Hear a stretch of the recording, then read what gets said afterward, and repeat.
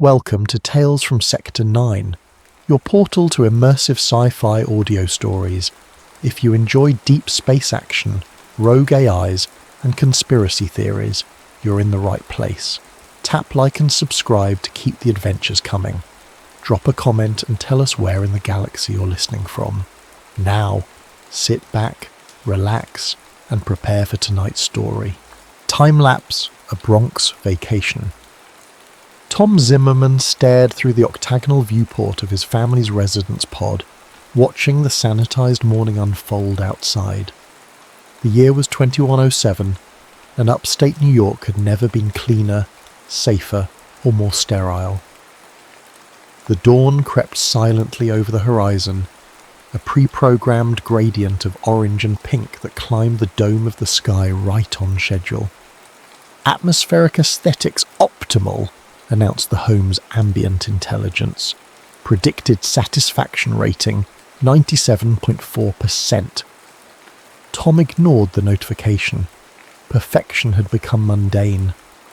Behind him, his son Zach scrolled through holographic statistics, the blue light washing over his face as he studied baseball records from a century ago. At 17, Zach was an anomaly among his peers, fascinated by history rather than the metaverse most teenagers inhabited. 14-year-old Monica sat cross-legged on the hover ottoman, sketching with a digital stylus, creating impossibly perfect lines that automatically corrected her natural human imprecisions. Breakfast nutrients dispensing some... announced the kitchen module. Tom's wife Nina appeared from their sleeping quarters, her bio-silk jumpsuit adjusting its molecular structure to the morning's temperature. "Did you see the announcement?" she asked, her eyes bright with an enthusiasm Tom hadn't seen in months. "Which corporate merger are we celebrating today?" Tom replied, his voice flat. "Not a merger. Chronoscape Industries is launching their commercial time travel program. They're calling it Vacation Through Time. First departures begin next month." Tom's attention shifted from the artificial sunrise to his wife's face. Actual temporal displacement. Not just immersive simulation. Genuine displacement. Limited duration, of course. 7 days maximum to preserve timeline integrity. Zach's head snapped up from his holodisplay. "We could go see the 1927 Yankees. Live. In person." "Babe Ruth and Lou Gehrig," Monica whispered, her stylus hovering motionless above her tablet. The family fell silent, each imagining the possibilities. Tom felt something stir within him, something the emotional regulation implant was supposed to prevent raw, unfiltered yearning. "The Murderers Row Yankees," Tom said, leaning against their spotless countertop. "The greatest baseball team ever assembled." Nina brushed her fingertips across the nutrition dispenser's surface, cancelling their algorithmically optimized breakfast. "I'll make real pancakes, she announced, "while we discuss this properly." The smell of butter browning in a pan, a rarity in their auto-cleaned living space, filled the apartment as they huddled around the kitchen island, something electric and ancient passing between them. "What would it cost?" Tom asked. Nina projected the information from her neural link. The figure that appeared made them all wince. "Everything in our discretionary account," she admitted, plus liquidating some assets. "Worth it," Zach declared without hesitation. Monica nodded. "I could draw things that actually exist, not just what the AI thinks looks period appropriate." Tom studied his family's faces, more alive, more present than he'd seen them in years. The chronological preservation laws had been enacted when he was a boy, making it illegal to maintain most physical artifacts from the past. History became something observed through sanitized documentaries and the museum holograms. Never touched, never smelled, never truly experienced. "I'll submit our application tonight," Tom decided. Nina's hand found his, skin against skin without the usual layer of haptic augmentation between them. "We're going to see Babe Ruth hit a home run," she whispered. "The Sultan of SWAT," Zach added. The Bambino, Tom finished. Outside, the environmentally optimized morning continued its programmed perfection, but inside their pod, something untamed had awakened. 4 weeks later, the Zimmerman family stood in Chronoscape's orientation hub, a vast white chamber designed to transition travellers from the pristine order of 2107 to whatever messy, beautiful past awaited them. "Welcome to temporal displacement preparation," announced their guide. A woman whose natural appearance, devoid of the subtle biomodifications most adults sported, marked her as a history specialist. "My name is Dr. Reed, and I'll be preparing your family for immersion in 1927 New York City." They followed her through a series of chambers, each more fascinating than the last. In the cultural immersion room, they learned in 20s slang and practiced conversations without neural assistance. "Everything is swell, or the bee's knees," Monica practiced, giggling at the strange phrases. "Men tip their hats to ladies," Dr. Reed instructed Tom and Zach, "and never ever mention prohibition enforcement in public spaces. The speakeasies operate under the protection of various organisations that don't appreciate attention. In the costume and identity chamber, expert tailors wrapped them in period-specific clothing that felt simultaneously constricting and liberating."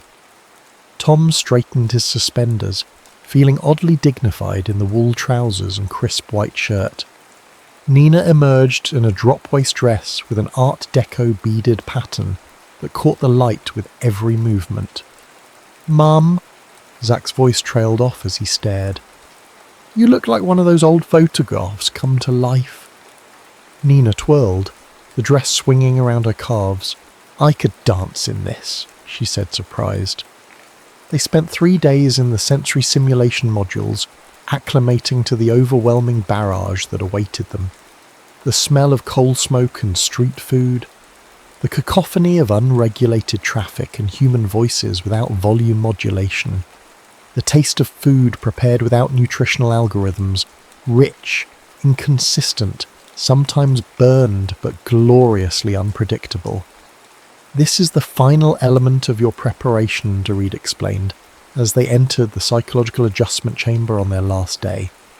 "In 927 you will experience something that may be more disorienting than the sights and sounds, the absence of constant connectivity." She pressed a small device against each of their temples, temporarily disabling their neural interfaces.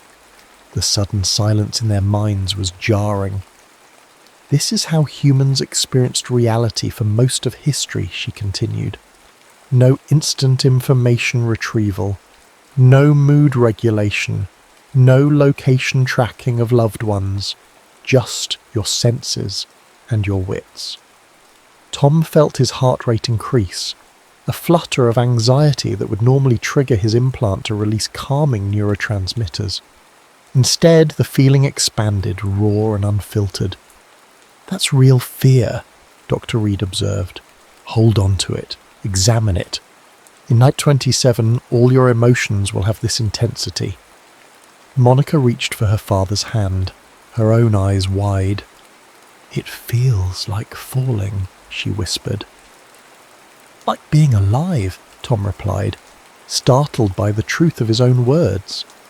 The temporal transition pod resembled a vintage elevator, with polished brass fixtures and wood panelling that seemed incongruous against the sleek technology of Chronoscape's facility. The family huddled together inside, dressed in their 1927 attire, carrying nothing but the period-appropriate possessions provided by the company. "Temporal displacement is not instantaneous from your perspective," Dr. Reed explained through the communication system. "You'll experience approximately 45 seconds of disorientation. Some travellers report vivid memories, others describe dreamlike states. All of this is normal." Nina squeezed Tom's hand. Zach straightened his newsboy cap. Monica clutched her leather-bound sketchbook. "Displacement sequence initiating," announced the system. The pod hummed, vibrations travelling up through the soles of their leather shoes. Light began to pulse. Not the cool blue of modern technology, but a warm amber that seemed to thicken the air around them. "See you in a week," Reed's voice faded. "Remember, Grand Central Terminal, 8:17 a.m., June 12th, 1927. Enjoy the past." The light intensified until it consumed everything. Tom felt himself stretching, dissolving, reforming. Memories cascaded through his consciousness. His father teaching him to throw a baseball, his first date with Nina, Zach's birth, Monica's first steps. Each memory carried an emotional weight he hadn't felt in decades, as if the chronological distance had been compressed. Then came darkness, sudden and complete, followed by noise, thunderous, chaotic human noise. Tom Zimmerman opened his eyes to find himself standing in the main concourse of Grand Central Terminal, surrounded by his family and hundreds of strangers from another time. The vaulted celestial ceiling soared above them, sunlight streaming through massive windows. A porter rushed past, nearly colliding with Zach. "Watch yourself, kid," the man called over his shoulder. The air was thick with tobacco smoke, perfume, and the indefinable scent of masses of humanity in motion. No environmental filters, no crowd dispersion protocols, just life, unregulated and glorious. "We made it," Nina whispered, her eyes wide as she took in the spectacle. A massive clock above the information booth showed the time, 8:17 a.m. "Look," Monica pointed to a newspaper stand where a man was selling the morning edition. The headline was visible even from where they stood. "Yankees sweep double header. Ruth homers twice as murderers row continues reign." Tom felt a smile spread across his face, not the measured expression of contentment permitted by his now dormant emotional regulator, but something wild and unrestrained. "Come on," he said, taking his wife's hand. "We've got a baseball game to catch." The Bronx greeted them with a symphony of sounds that no historical simulation could have prepared them for. As they emerged from the subway station at 61st Street, the sidewalks teemed with life. Vendors hawking pennants and photographs of Babe Ruth, children darting between adults' legs, and the distant roar of thousands of voices carried on the summer breeze from Yankee Stadium. "It's not white," Zach observed, staring at the stadium facade. "It doesn't become the house that Ruth built in white concrete until the renovation in the 70s, Tom explained, recalling his baseball history. "This is the original 23 construction." The building rose before them, brick and concrete against the blue sky, simultaneously smaller and more imposing than the holographic recreations they'd studied. No clean-up drones polished its surfaces. No crowd management algorithms controlled the flow of people streaming toward the entrance. It was beautifully, chaotically imperfect. The ticket seller barely glanced at the period currency Chronoscape had provided. "4 grandstand seats. That'll be $6, he announced through a haze of cigar smoke. $6, Nina whispered as Tom handed over the bills. That wouldn't buy a synthetic coffee in our time. They merged with the crowd flowing into the stadium. The sensory overload was immediate.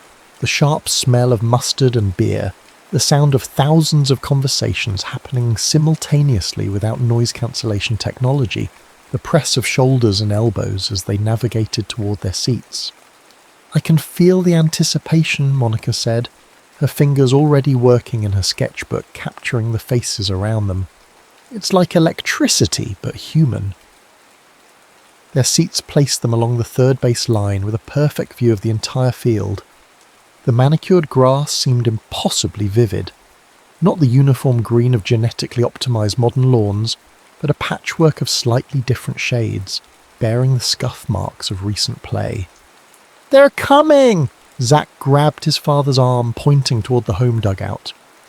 The New York Yankees took the field for warm-ups, their wool uniforms already showing sweat in the June heat. And there, larger than life, was George Herman Babe Ruth, his massive frame unmistakable as he lumbered toward the outfield, glove in hand. "The Babe," Tom breathed, feeling a childlike awe overtake him. A vendor moved through their aisle, Peanuts! Get your fresh roasted peanuts! Nina purchased a bag, and the family marvelled at the simple act of cracking shells and extracting the nuts inside, a tactile experience eliminated by the food purification standards of 2107. The shells piled around their feet, joining the debris left by previous spectators. No one scolded them, no cleanliness violation was registered. The game began with the crack of a bat and the roar of the crowd. Each hit, catch and run was met with unfiltered human response, cheers, groans and colourful language that would trigger civility filters in their time. When Ruth stepped to the plate in the third inning, the stadium quivered with anticipation. "He's going to do it," Zach whispered. "I can feel it." Ruth pointed his bat toward centre field, a gesture immortalised in baseball lore, and dug his cleats into the dirt. The pitcher wound up and delivered. Ruth's swing was both powerful and strangely graceful for such a large man. The crack of the bat sent the ball soaring toward right field, and the crowd erupted before it had even cleared the fence. Ruth trotted around the bases with his characteristic swagger as the stadium shook with unrestrained joy. Tom found himself on his feet, shouting himself hoarse alongside strangers who, for this moment, felt like family. Nina's arm was around his waist, her body pressed against his side. Zach leapt up and down, his cap nearly flying off. Monica's hands were suspended above her sketchbook, the babe's triumph momentarily halting even her artistic documentation. "That just happened," Nina said, her voice choked with emotion. "We just saw Babe Ruth hit a home run." "And Lou Gehrig's on deck," Zach added, his eyes shining. By the seventh inning stretch, the Zimmermans had consumed hot dogs with natural casings, drank soda sweetened with real sugar, and sung "Take Me Out to the Ball Game" with thousands of strangers. Their faces were flushed with sun and excitement. Their voices were hoarse, their emotions, unregulated by modern technology, swung wildly with every play. It was exhausting, it was inefficient. It was the most alive they had felt in years. The Yankees won 5-2, with Ruth and Gehrig accounting for all 5 runs between them. As the crowd dispersed, Zach tugged at his father's sleeve. "Dad, can we wait by the players' exit? Maybe we could get Ruth's autograph." The family joined a small crowd of dedicated fans near a side entrance. After 30 minutes, players began to emerge, some stopping briefly to sign programs or exchange words with waiting admirers. When Ruth appeared, he seemed even larger up close, a mountain of a man with a surprisingly boyish face. He signed several autographs before his eyes landed on the Zimmerman family. "You folks enjoying the game?" he asked, his voice carrying the Baltimore accent that historical recordings had preserved but never quite captured. "It was magnificent, Mr. Ruth," Tom managed, suddenly feeling like a child himself. Ruth grinned and reached for Zach's program. "First time at Yankee Stadium?" he asked as he scrawled his name. "Yes, sir," Zach replied, his voice cracking. "We came a long way to see you play." "Well, you picked a good day for it," Ruth replied with a wink. He handed the signed program back to Zach, tipped his hat to Nina and Monica, and continued on his way, leaving behind 4 thoroughly starstruck time travellers. Zach stared at the autograph, his hands trembling. "This isn't supposed to exist anymore," he whispered. "In our time, all Ruth autographs are in museums or private collections, and now we have one." "We can't take it back with us," Nina reminded him gently. "Temporal contamination regulations." "I know," Zach said, still gazing at the signature, "but for the next week it's mine." As they walked away from the stadium, Monica suddenly stopped, pointing toward an elderly man with a large, boxy camera. "Photographs! Get your photograph! Preserve the day!" the man called out. Tom exchanged glances with his family. "Shall we?" he asked. They posed together outside the stadium, the brick facade behind them, their faces flushed with sun and joy. The photographer ducked beneath his black cloth, adjusted something on his camera, then emerged. "Smile for 1927, he instructed. The flash powder ignited with a small puff. The camera's shutter clicked.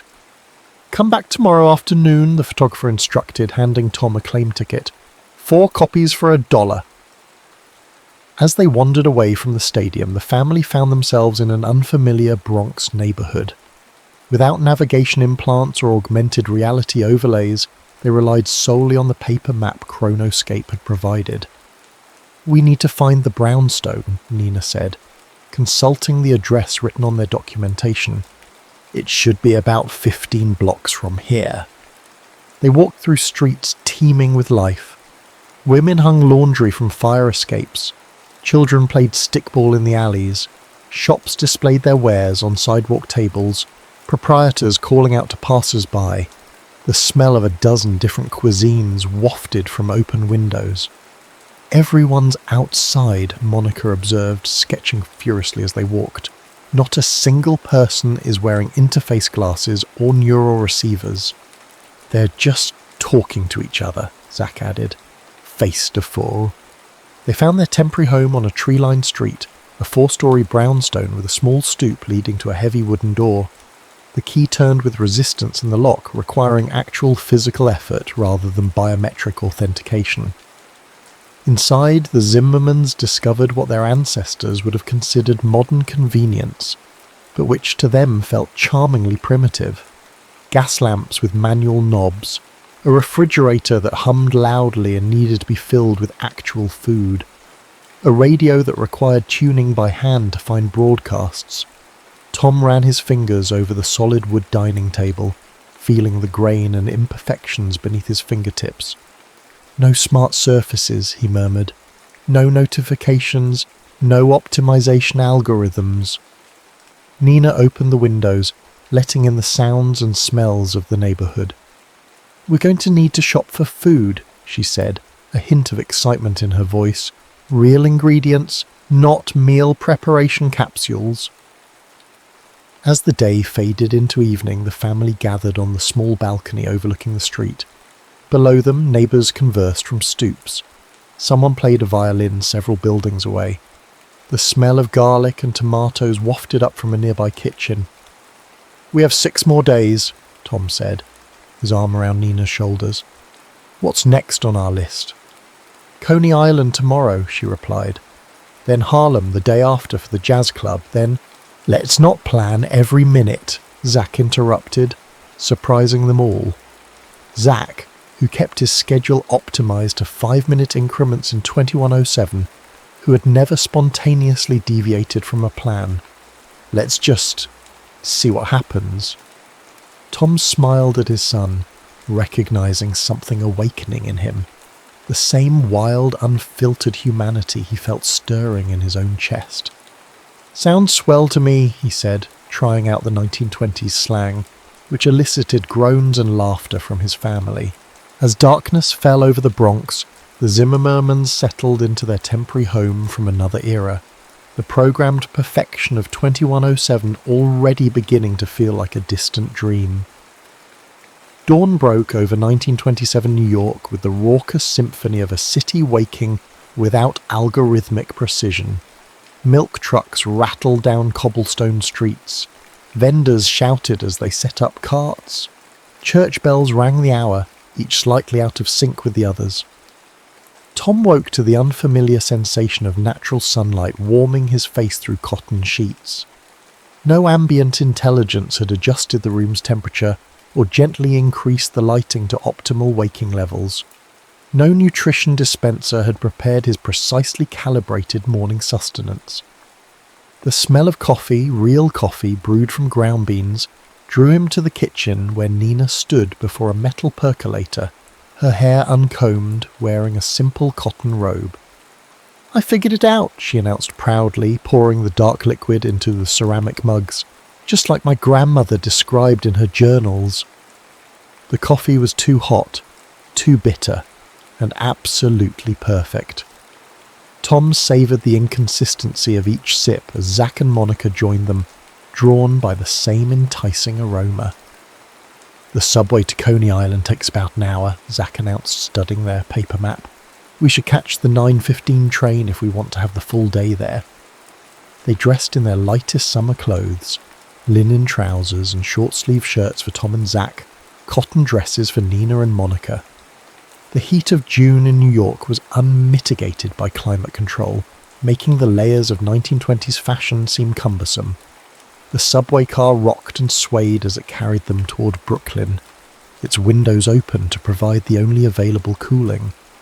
Passengers fanned themselves with newspapers and hats.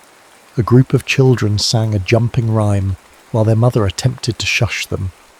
Two men argued passionately about politics, their voices rising and falling without social harmony algorithms to modulate their discourse.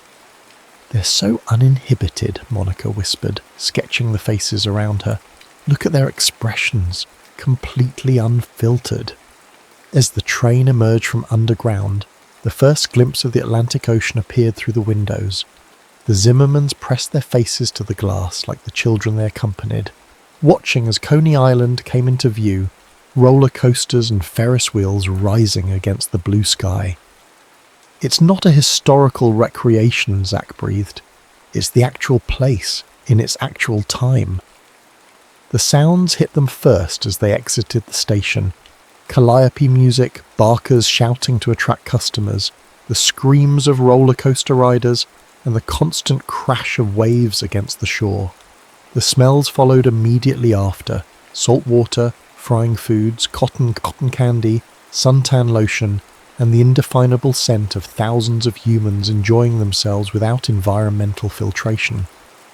"Where do we start?" Nina asked, her eyes wide as she tried to absorb the sensory landscape. "Everywhere," Tom replied, feeling a childlike giddiness overtake him. They rode the Cyclone first, the newly constructed wooden roller coaster that had opened just that month. Without safety field generators or velocity controls, the ride was terrifyingly, gloriously physical. The wooden structure creaked and swayed. The cars rattled along tracks that seemed impossibly fragile. The drops and turns threw them against each other and the side rails. They screamed until their throats were raw, tumbling out at the end with shaking legs and wild laughter. "Again?" Monica demanded, already running toward the entrance for another ride. They spent hours moving from attraction to attraction. The Wonder Wheel gave them panoramic views of the beach and boardwalk.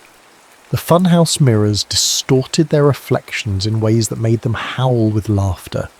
They tested their skill at games of chance, Zach winning a small stuffed bear at a ring toss booth and presenting it to Monica with exaggerated gallantry. At midday, they feasted on foods forbidden by the purity regulations of 2107, hot dogs in natural casings, corn on the cob dripping with butter, and cotton candy that stained their fingers and lips with artificial colours. "I think this hot dog is made of actual meat products," Nina whispered to Tom, a mixture of horror and delight in her voice. "And this lemonade contains real sugar," he replied, lifting his paper cup in a toast. "To culinary anarchy." After lunch, they made their way to the beach. Nina and Monica removed their shoes, lifted their dresses slightly, and waded into the Atlantic surf. The water was cold despite the summer heat, making them gasp and laugh. Tom and Zach rolled up their pant legs and joined them, the four Zimmermen standing in a line as waves crashed around their calves. "In our time, the ocean temperature is regulated to 4 degrees year-round," Tom said, wiggling his toes in the wet sand. "This is bracing." "But real," Nina added, her hand finding his in the water. "Completely authentic." Later, as the sun began to set, they walked along the boardwalk eating ice cream cones that melted faster than they could consume them. Monica had long since filled her sketchbook and had resorted to drawing on napkins and the backs of attraction tickets. Zach carried his suit jacket over his shoulder, his suspenders visible and his tie loosened, a relaxed state his friends in 2107 would never have recognised. They paused to watch a sideshow barker entice passers-by with promises of oddities and wonders within his tent. "Step right up and see the amazing human blockhead, the tattooed lady from the wilds of Borneo, the fire-eating marvels of Madagascar." "Can we?" Monica asked, her eyes shining with curiosity. Tom hesitated only briefly before nodding. In 2107, such exhibits would be considered exploitative and had long since been replaced by historical holograms that explained rather than entertained. But they hadn't come to judge the past. They had come to experience it as it truly was. Inside the tent, they watched a series of performers who defied expectation. The human blockhead hammered a nail into his nostril. The tattooed lady displayed intricate designs covering every visible inch of her body. The fire-eaters passed flames across their tongues and exhaled great plumes of fire toward the canvas ceiling. "It's not an illusion," Zach whispered, his eyes wide. "They're actually doing these things." "No safety protocols," Tom replied. "No liability constraints." "But look at their faces," Nina observed. "They're proud of what they do. It's their art form." As night fell over Coney Island, the amusement park transformed under electric lights that seemed impossibly bright and colourful to the Zimmerman's 22nd century eyes. The family joined the crowd gathered for the evening's highlight, a recreation of the destruction of Pompeii, complete with a scale model of the ancient city, real fireworks simulating the volcanic eruption, and actors fleeing from the lava. "It's so analog," Monica said, sketching the spectacle with quick, sure strokes.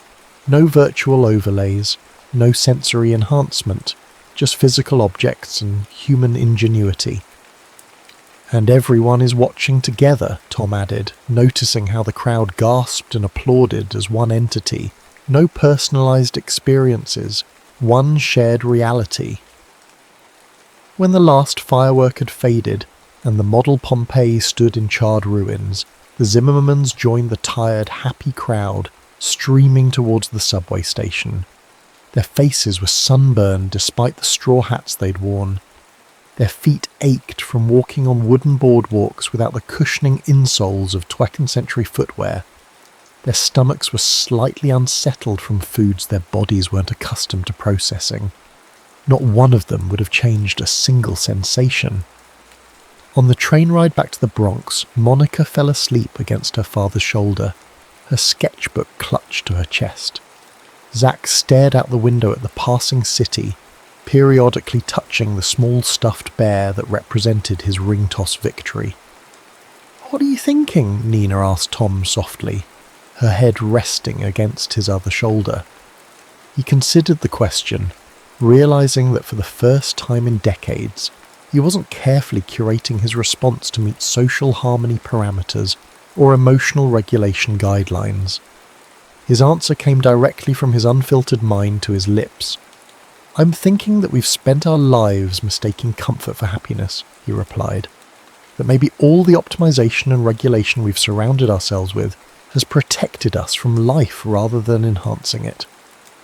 Nina nodded slowly. "The sand between my toes today was uncomfortable," she said. "My feet were cold, then hot, then covered in grit, and I can't remember the last time I felt so present in my own body." As the train rocked them through the night, Tom found himself wondering what they would carry back to 2107 when their week ended, and whether the perfectly optimized future would ever feel like home again. The evening air in Harlem vibrated with possibilities. The Zimmermans emerged from the subway station at 25th Street, following the sound of jazz that spilled from doorways and windows along Lenox Avenue. Women in beaded dresses and men in sharp suits congregated on corners, their laughter punctuating the night like staccato notes in a complex composition. "The Harlem Renaissance at its peak," Nina murmured, her own dress, with its drop waist and Art Deco beading, allowing her to blend seamlessly into the crowd. "This is the cultural epicenter of America right now, maybe the world." They passed storefronts with hand-painted signs advertising businesses owned by and catering to the predominantly black neighborhood. Poetry readings were announced on lampposts, art exhibitions were promoted in barbershop windows, and everywhere, music, Not the algorithmically optimized soundscapes of 2107, but raw human expression with all its beautiful imperfections. "It's down this way," Tom said, consulting the address scribbled on a slip of paper given to them by their brownstone's caretaker. Velvet Cat, supposed to be the best jazz club most people don't know about. They found it in a basement beneath a haberdashery, marked only by a small brass plaque engraved with a feline silhouette. A mountain of a man guarded the entrance, his expression stern until Tom slipped him the password along with the cover charge. "Enjoy yourselves," the man said, his face transforming with a smile as he opened the door. "But mind your manners. Miss Holliday's performing tonight, and she deserves your respect." The club embraced them in blue haze and golden light. Tables crowded the small space surrounding a stage where a quartet played. Piano, bass, drums, and a trumpet player whose cheeks puffed as he coaxed impossible notes from his instrument. The room was at capacity, yet the Zimmermans were led to a small table near the back, the varied patrons shifting to accommodate newcomers with automatic courtesy.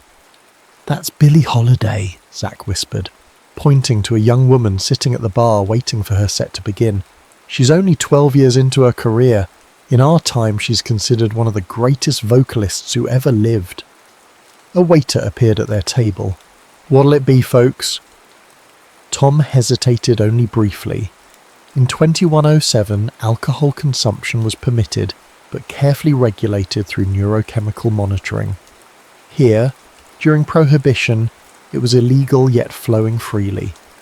"Whatever's good tonight," he replied. The waiter returned with 4 amber-filled glasses.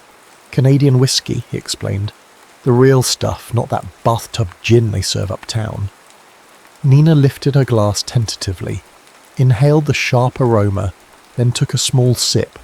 Her eyes widened as the liquor burned its way down her throat. "That's intense," she managed. Monica reached for her glass, but Zach intercepted it. "Historical authenticity only goes so far," he said with the authority of an older brother. "You're 14. The trumpet player finished his solo with a flourish that sent the crowd into appreciative applause. As the quartet took a break, the owner of the club approached the microphone. "Ladies and gentlemen, Miss Billie Holiday." The young woman Tom had noticed earlier took the stage, nodding to the pianist who began a gentle introduction. When she began to sing, the room collectively held its breath.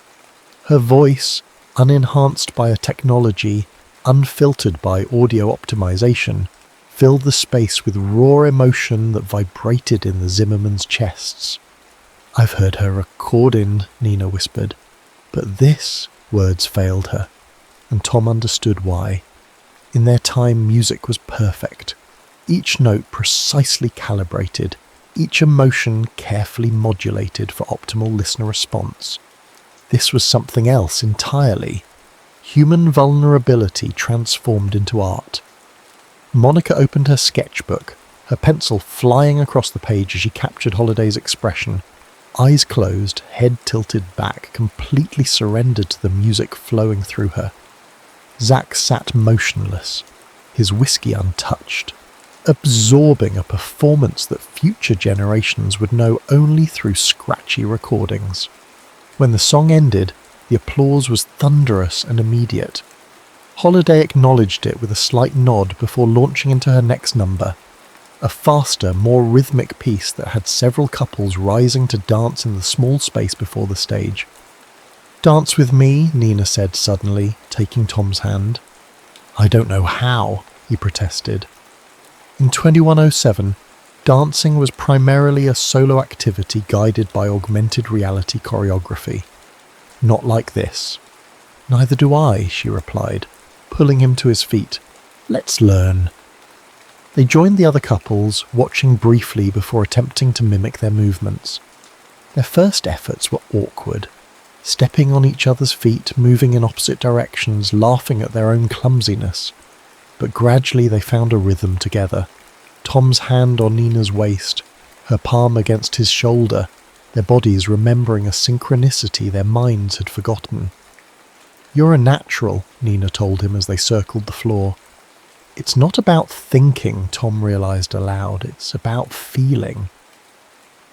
At the table, Monica continued sketching, capturing not just Holiday's performance, but the entire atmosphere.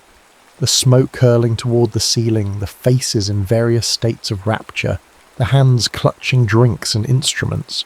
When a young man approached their table, she was too absorbed to notice until Zach nudged her. "Your sister draws real good," the young man said to Zach, his eyes on Monica's sketchbook. "I ain't never seen nobody catch the feeling of music on paper like that." Monica looked up, startled.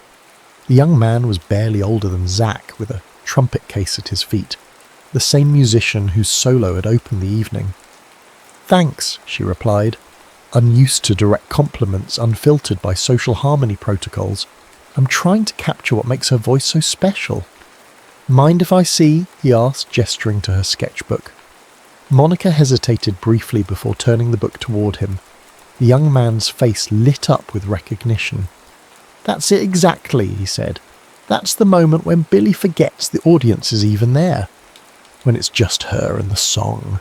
He extended his hand. "I'm Louis, by the way. Louis Armstrong Jr." Zach choked on his whiskey. "Any relation to?" "My daddy," Louis replied with a proud grin. "I'm still learning, but he says I got promise." "Would you sign my drawing?" Monica asked impulsively. "Please. I'd like to remember this night exactly as it is." Louis borrowed her pencil and scrawled his name in the corner of the sketch, adding a small musical note beside it. "Maybe I'll be famous someday too," he said with a wink before retrieving his trumpet and returning to the stage. When Tom and Nina returned to the table, flushed and laughing from their dance, they found their children transformed. Monica radiant with artistic inspiration, Zach shaking his head in historic disbelief. That was Louis Armstrong's son, he explained, and he signed Monica's sketch because he liked it, not because an algorithm suggested it would optimize her creative confidence, but because he actually liked it. The evening stretched on, song after song filling the small club with emotions that ranged from jubilant to heart-wrenching. The Zimmermans remained until the final set, their modern sensibilities gradually falling away as they surrendered to the unfiltered experience of the moment. When they finally emerged into the Harlem night, the streets were still alive, people strolling arm in arm, conversations flowing from stoops and street corners, the occasional automobile puttering past with its distinctive engine sound. "I never want to forget this," Nina said as they walked toward the subway station. "Not just what we saw and heard, but how it felt." "I don't think we can forget," Tom replied, his arm around her waist. "I think we're being remade by this place this time." The late train back to the Bronx was nearly empty, allowing them to speak freely about their experience. "In 2107, we think we appreciate art and music," Zach said, staring out at the passing cityscape. "But we're just consuming perfect reproductions stripped of their context. Tonight we heard Billie Holiday the way she was meant to be heard, in a smoky club surrounded by people who understood what her voice meant in this moment in history. And we saw her as a person," Monica added. "Not an icon, not a historical figure, just a young woman with an extraordinary gift, living her actual life." She touched the corner of her sketchbook, where Louis Armstrong Jr.'s signature now resided. "We became part of that life, just for a moment." Tom watched his children with a mixture of pride and sadness. They were experiencing a richness of existence that would be difficult to replicate when they returned to their optimized future. How would nutritional algorithms compare to the taste of street vendor hot dogs? How would regulated emotional responses compare to the raw intensity of a jazz club? How would sanitized historical documentaries compare to the vibrant chaos of living history? He met Nina's eyes across the subway car and saw the same question reflected there. What were they going to do with this awakening when their 7 days ended?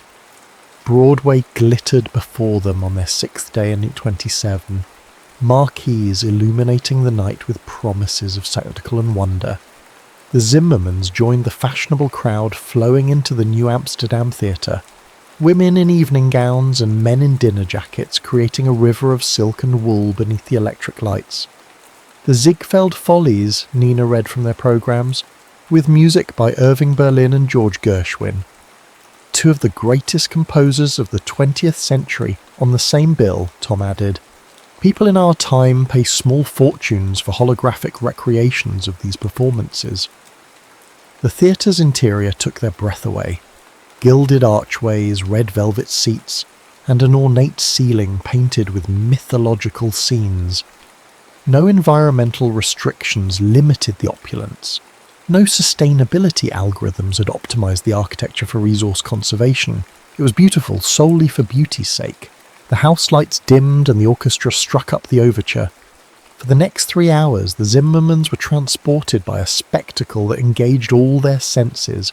Chorus girls in elaborate costumes, comedians delivering rapid-fire jokes, singers whose voices filled the theatre without amplification, and dancers whose physical prowess needed no technological enhancement. During intermission, they stood in the grand lobby, sipping champagne that had somehow materialized despite prohibition. "One more day," Zach said quietly, then back to 2107. The family exchanged glances, the unspoken question hanging between them. How could they return to the sterile perfection of their time after experiencing the vibrant imperfection of this one? "We should get the photographs from the baseball game," Monica suggested, changing the subject. "The ones the street photographer took outside Yankee Stadium. And we need to visit Central Park," Nina added. "We still haven't ridden the carousel." Tom nodded, grateful for the diversion from thoughts of their impending departure. "Tomorrow then, our final day. We'll make every minute count." Their last morning in 27 dawned with a sudden summer storm that washed the city clean before retreating into scattered clouds.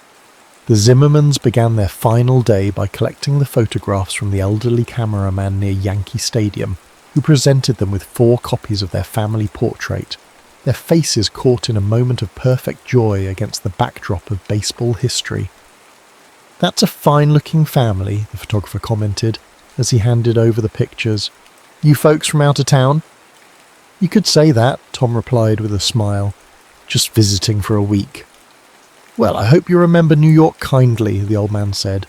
"There's no place like it in the world."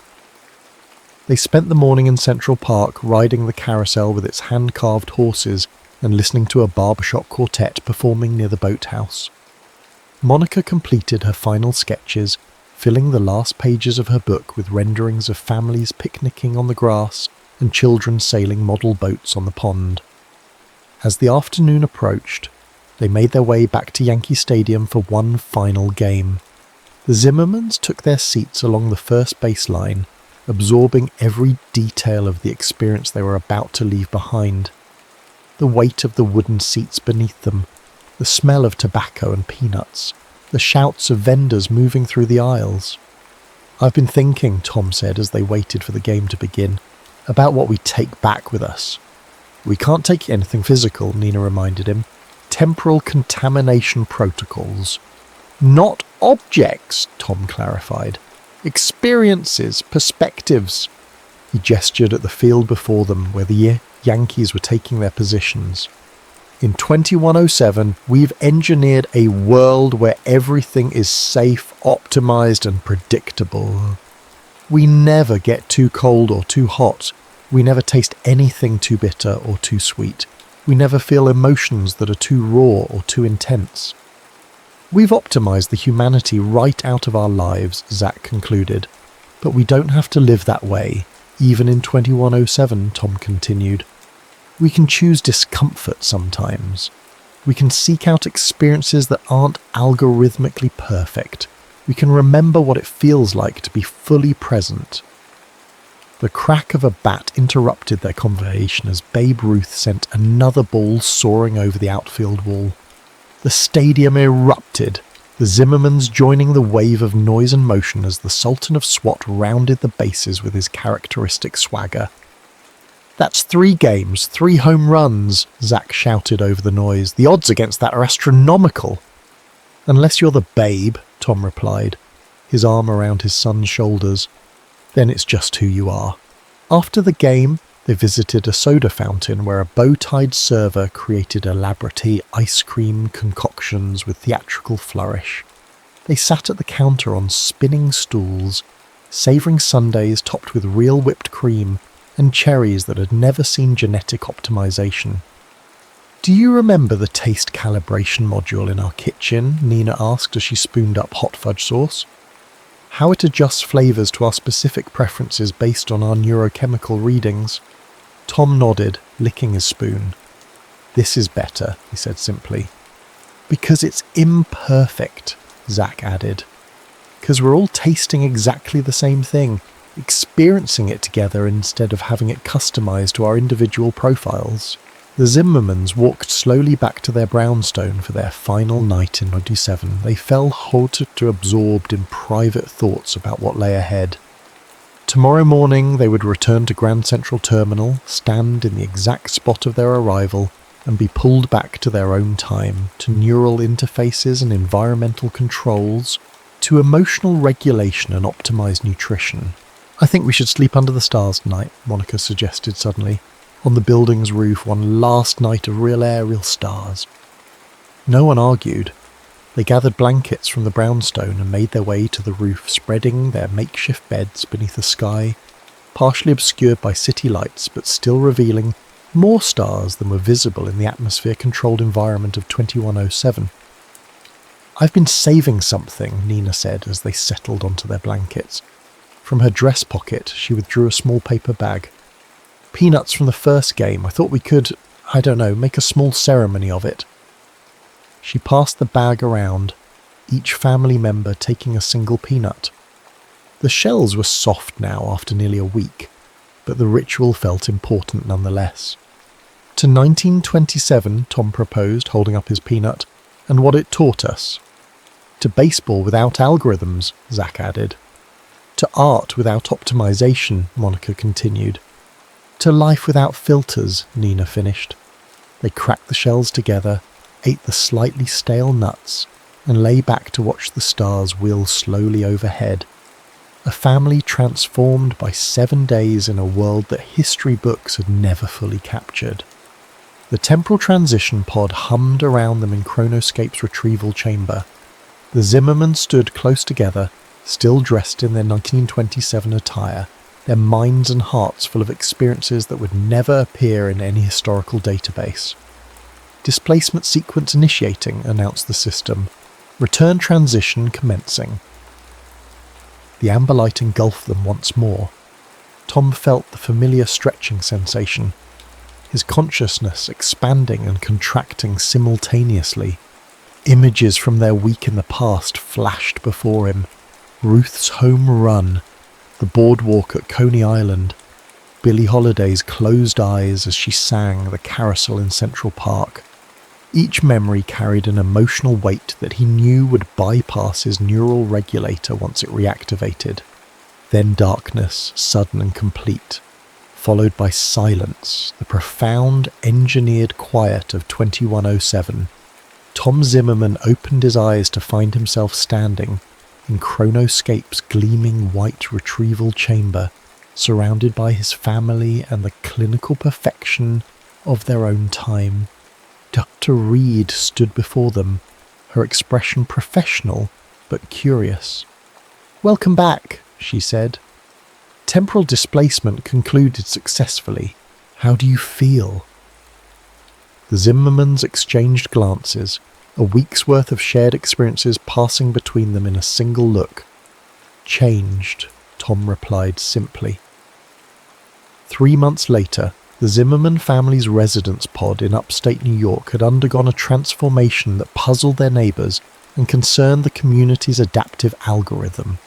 The kitchen's nutrition dispenser remained largely unused, as Nina had taken to cooking with actual ingredients, imperfect vegetables from a small garden they'd planted, grains that required soaking and boiling, spices that sometimes overwhelmed and sometimes underwhelmed, but were never algorithmically balanced. Tom had deactivated several of his neural interface's optimization modules, preferring to experience weather, flavors, and emotions with minimal regulation. His colleagues found his occasional outbursts of unfiltered enthusiasm disconcerting but strangely engaging. Zach had joined an archaeological baseball league that played by 1920s rules, using wooden bats and leather gloves that bore the marks of use and age. He'd persuaded his history professor to incorporate more experiential learning and fewer holographic simulations into their curriculum.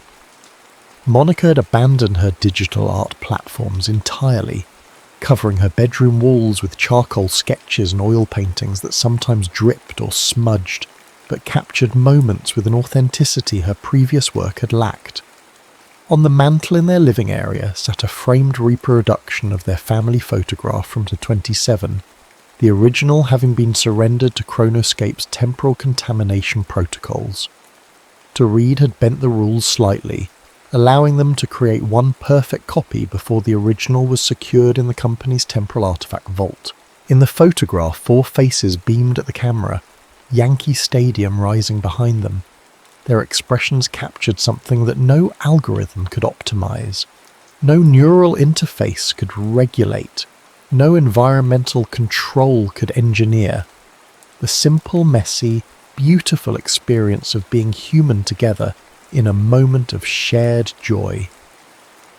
Every Sunday evening, the Zimmermans held what they called their 1927 dinner. They dressed in approximations of period clothing, played recordings of jazz from the Harlem Renaissance, and ate foods that would have been recognized a century and a half earlier. Their neural interfaces remained deactivated for these gatherings, allowing them to experience the full range of flavors, emotions, and connections. To Ruth and Gehrig, Tom proposed one such evening, raising his glass in their now traditional toast.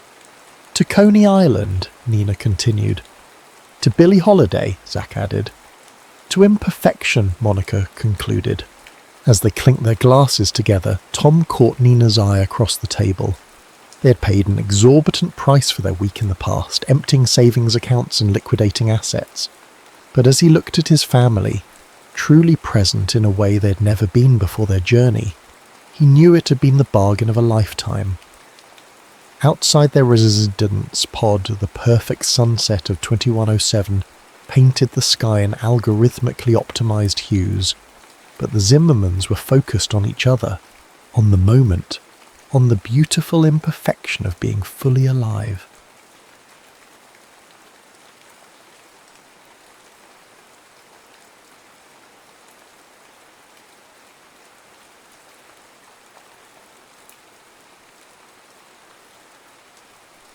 Blood of the Stellanth. Cale's hands trembled as he held the nutrient calibrator over the soil beds of Tercel Prime. The agrarian moon hung in perpetual twilight beneath the gas giant Tercel, its violet-tinged atmosphere casting everything in a dreamy haze. The fields of hexagonal crop platforms stretched to the horizon, bobbing gently on the dense methane sea. "Steady there," Solvera said, his voice rough from years of breathing unfiltered moon air. "You're over-enriching the glyco wheat. People don't like their bread tasting like engine fuel." "Sorry," Cale mumbled. The 12-year-old adjusted the dials with practiced precision, yet his mind drifted elsewhere, to the strange, pulsing ache behind his eyes that had been plaguing him for weeks. Sol's weathered hand fell on Cale's shoulder. Despite not sharing blood, the man had been more father to Cale than anyone. "Something troubling you, son?" Cale wanted to explain about the dreams, stars imploding in reverse, screaming voices in languages he somehow understood despite never hearing them before. Instead, he shrugged. "Just tired." The rumble of the harvester drones sounded in the distance as they crested the eastern ridge. Lyra Vera, 16 and fierce, was perched atop the lid unit, her silhouette outlined against Tercel's massive form. Her pilot goggles reflected the ultraviolet flares that occasionally erupted from the gas giant's turbulent atmosphere. "Alpha Squadron returns triumphant," she called out, standing dramatically on the harvester's back. 26 hectares processed, 0 mechanical casualties. Sol laughed, the sound warm despite the chill of evening settling in. Your mother will have dinner ready. Let's get this last section calibrated and... The alarm cut through the peaceful scene like a blade. A high-pitched, warbling sound that hadn't been heard on Tercel Prime in over 3 years. The orbital proximity alert. Sol's expression hardened instantly. Lyra, shut down the harvesters. Kale, with me. What is it? Kale asked, jogging to keep up with Sol's suddenly urgent stride. Visitors, Sol replied, his jaw tight. The kind that don't send invitations first. As they crested the rise leading to the homestead, a half-buried geodesic dome retrofitted from an old terraforming hub, Kale felt something strange ripple through his body, a tingling that started in his fingertips and spread inward, like quicksilver seeking his heart. In the violet sky above, 3 black triangular ships pierced the cloud layer, their hulls absorbing rather than reflecting light. Dominion black ships, Sol whispered, his voice hollow. Marin Vera stood at the entrance to their home, her stance wide and protective, a long-range communicator in her hand. Her eyes, normally soft when they looked upon her family, were hard as polished stone. They're sweeping the western settlements first, she said as they approached. Official channels say it's a taxation compliance check. And unofficially? Sol asked. Marin's gaze flicked briefly to Kyle, then away. The old smuggler's frequency is buzzing. They're searching for something, or someone, that night as the family huddled around the kitchen table discussing contingencies in hushed voices. The farming drone Kyle had been repairing earlier sat forgotten in the corner. None of them noticed how its severed circuitry had mysteriously reconnected, the impossible repair completed without tools or even touch. By morning, the drone hummed softly to itself, ready to work once more. The Dominion black ships hung in the sky like obsidian daggers for 3 days, methodically moving from settlement to settlement. On the 4th day, they reached the eastern quadrant where the Vera homestead stood among 24 other farming families. Commander Rusk Arvin led the ground team personally. Standing 2 meters tall, his exoskeletal combat suit whispered with each movement, microservos and muscle amplifiers responding to his slightest impulse. Behind him, 6 shock troopers fanned out, their helmets' optical arrays scanning and cataloguing everything. Unusual, Arvin remarked, his voice filtered through his helmet's modulator. Most farmers attempt to flee, these ones simply wait. The Vera family stood together outside their dome, Sol and Marin slightly ahead, with Lyra and Kale behind them. They'd hidden nothing. There was no point. Dominion scanners would find any contraband, any secret bunkers, any attempt at resistance. Taxation Inspector Arvin, Sol said evenly. We've submitted our quarterly yield reports on schedule. Our compliance rating is 97%. Arvin's helmet tilted slightly. This isn't about taxation, Citizen Vera. Or may I call you by your former title? Lieutenant Commander Sol Vera, 3rd Fleet Reconnaissance discharged under interesting circumstances. Kale glanced up at Sol in surprise. His foster father had never spoken of military service. That was another life, Sol replied. Indeed. Arvin circled them slowly. We're conducting a sweep for classified anomalies, specifically energy signatures that violate Dominion Regulation 15-7C. Marin's hand found Sol's, their fingers intertwining tightly. We don't know what that means, she said. Of course you don't. Arvin stopped directly in front of Kale, his featureless helmet reflecting the boy's apprehensive face. And what about you, young one? What's your name? The tingling in Kyle's extremities intensified. Something about the commander's presence made his blood feel like it was vibrating in his veins. Kale, he managed. Kale. Arvin repeated the name as if tasting it. Birth registration. He's our son. Marin cut in sharply. Biological scans indicate otherwise, Arvin replied without turning. Again, birth registration? Saul stepped forward. He's a war orphan. We adopted him during the evacuation of Demio Station. The records were lost when the station was destroyed. The commander remained motionless for a long moment. Then he straightened. I require access to your domestic data system. Compliance is mandatory. You need a special warrant for personal data systems, Saul said, his voice steady despite the tension evident in his shoulders. Do I? Arvin's helmet turned to one of his troopers, who produced a slim metallic cylinder.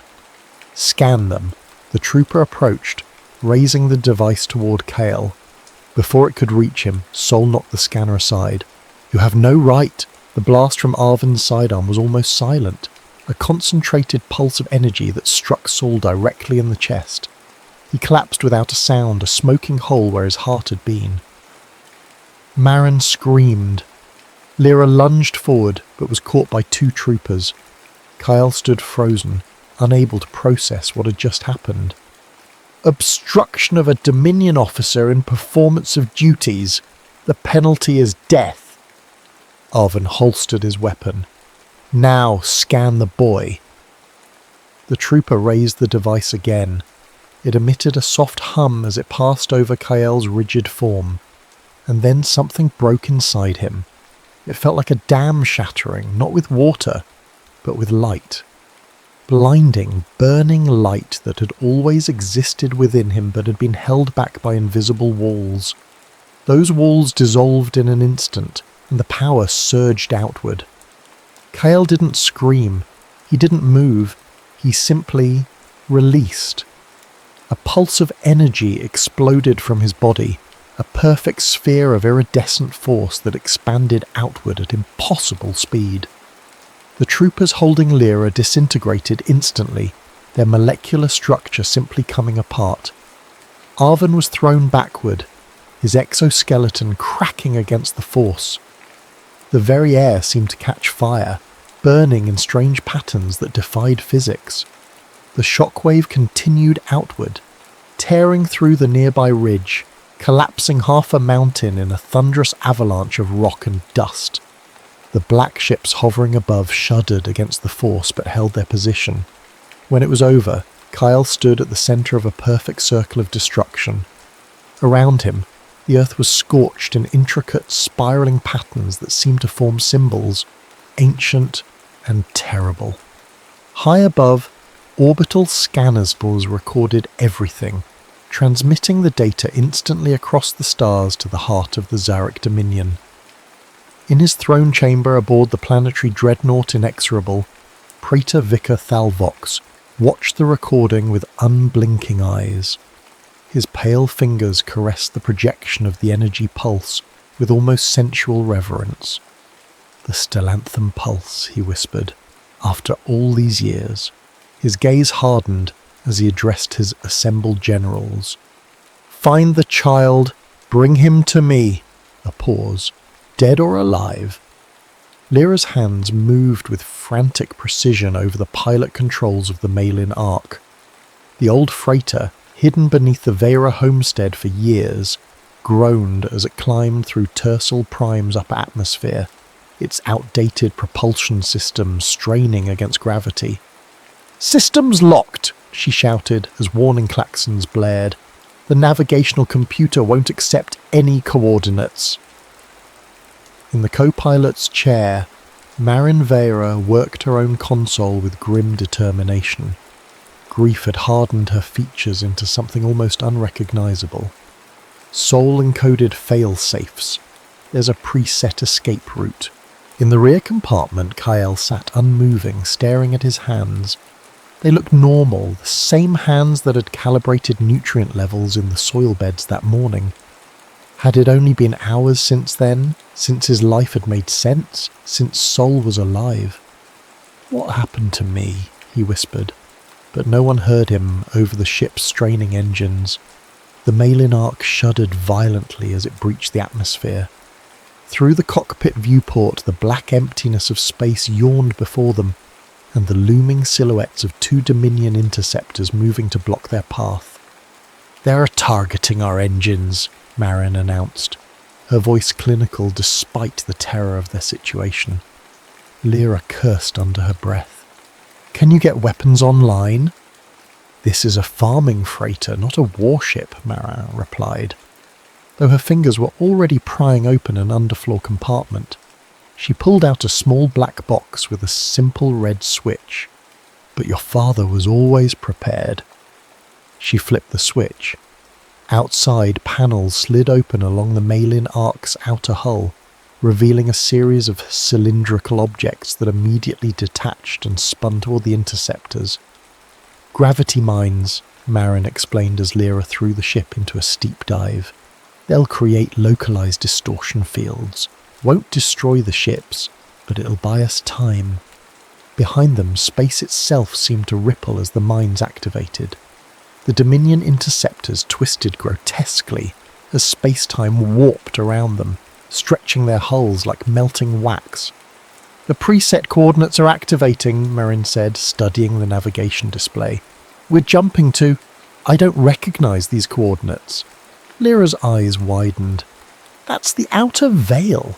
There's nothing out there but dead systems and radiation belts." "Your father knew what he was doing." Marin's voice cracked slightly, the first break in her composure. "Prepare for fold space jump." The stars outside elongated into streaks of light as the Malin Ark tore a hole in the fabric of space-time and slipped through. In the rear compartment, Cale finally looked up. "I killed them," he said, his voice barely audible. "I killed those soldiers. I destroyed everything." Lyra came back from the cockpit, kneeling before him. "You saved us, Cale. Whatever happened back there, whatever that power was, it protected us. Sol is dead because of me." Tears welled in his eyes. "They were looking for me, weren't they? For this thing inside me." Before Lyra could answer, Marin appeared in the doorway. Her face was drawn with exhaustion and grief, but her eyes were clear and focused. "It's time you knew the truth," she said. "Both of you." She sat beside Cale, taking his hands in hers. "You're not our biological child, that much is true, but we didn't find you during the evacuation of Demio Station." She closed her eyes briefly. "We were entrusted with you, Cale, by people who knew what you carry in your blood." "What am I?" Cale whispered. "You are Stellanth positive," Marin replied. "Your blood contains a bioenergy lattice that connects you to something greater. The ancients called it the cosmic web of matter and thought." "That doesn't make any sense," Lyra interjected. "Those are just old legends. Stories about the Seraph Order and their mind powers." "Not legends," Marin shook her head. "The Seraph Order was real. They were guardians of the old ways, protectors of the Stellantham bloodlines, until the Zarek Dominion hunted them to extinction." She turned back to Cale. "Your true parents were of the Ellerin dynasty, the ruling house of the old Stellantham Council. They were killed during the Zarek Purge, but not before entrusting you to Sol and me. We were part of a resistance network. We hid you on Tersil Prime, far from any centre of power, and injected you with coded inhibitors to suppress your abilities until you were old enough to control them." "But they're awakening now," Lyra said, understanding dawning. "That's what the Dominion detected, isn't it? The inhibitors failing." Marin nodded. "Sol and I always knew this day might come. We just hoped to have more time to prepare you." Cale stood abruptly, pacing the narrow confines of the compartment. "So I'm some kind of weapon? Something the Dominion wants to use?" "Yes and no," Marin replied. "The Praetor Vicar, Thal Vox, has been searching for Stellantham positive individuals for decades. Some he uses to power his technologies, others he vivisects, trying to unlock the secrets of the Stellantham for himself." Her expression darkened. "But you're special, Cale. Your bloodline contains a perfect Stellantham sequence. the last of its kind. A sudden alarm interrupted them. Lyra rushed back to the cockpit, calling over her shoulder, "We're approaching the jump exit point!" The Malin Ark shuddered violently as it tore back into normal space. Through the viewport, a stunning vista appeared, a massive nebula, swirling with colours that seemed to shift and change as they watched. At its centre hung a small rocky planetoid, unremarkable except for the strange geometric patterns etched across its surface. "What is this place?" Lyra breathed. Marin joined her at the controls, her face bathed in the nebula's ethereal light. "This is Vesper's End, a smuggler's haven and trading post for those who wish to remain hidden from the Dominion." "It looks empty," Lyra observed. "It's designed to," Marin replied, activating the communication array. "Vesper's End approach. This is Marin Vera on the Malin Ark requesting sanctuary and docking clearance. Authorization code Seraph 7 Zenith Fall." For a long moment there was only static, then a gruff voice responded. "Vera? Haven't heard that code in 15 years. Thought you were dead." "Not yet," Marin replied grimly. "We need safe harbour, Corvan, and information." "Always at a price," the voice replied. "Dock at Bay 12. Keep your weapons holstered and your kid on a leash." Kael looked up sharply. "He knows about me?" Marin shook her head. "He means Lyra. Old joke between smugglers. But once we land, you need to stay close. Vesper's End operates outside Dominion control, but that doesn't make it safe. Quite the opposite." The Malin Ark approached what appeared to be a barren cliff face on the planetoid's surface. As they drew closer, the rock face shimmered and dissolved, revealing a massive hangar bay carved into the asteroid itself. Dozens of ships were docked inside, everything from sleek courier vessels to heavily armed mercenary frigates. "Welcome to the lawless side of the galaxy," Marine said as she guided their ship to the designated docking bay. "Stay sharp, both of you. Trust no one." As they disembarked, Kael felt the strange tingling in his extremities intensify. Something about this place, or perhaps someone in it, was making his blood sing with that same terrible energy he'd unleashed on Tercel Prime. Commander Rusk Arvin knelt before the hollow projection of Praetor Vicar Thal Vox, his head bowed in deference. The burns across his face and torso, remnants of his encounter with Kael's power, had been hastily treated but still throbbed with each heartbeat. "The boy escaped on a modified Type 7 freighter," Arvin reported. "We tracked their fold space signature to the edge of the outer veil before losing contact." Vox's projection flickered slightly, but the contempt in his gaze remained clear. "You had the Stellanth air in your grasp, Commander. Do you understand what you've lost?" "Yes, my Praetor Vicar." Arvin kept his gaze fixed on the floor. "I have dispatched scout vessels to all known sanctuary points in the outer veil. The boy cannot hide forever." "He is not merely a boy," Vox replied, his voice quiet yet thrumming with intensity.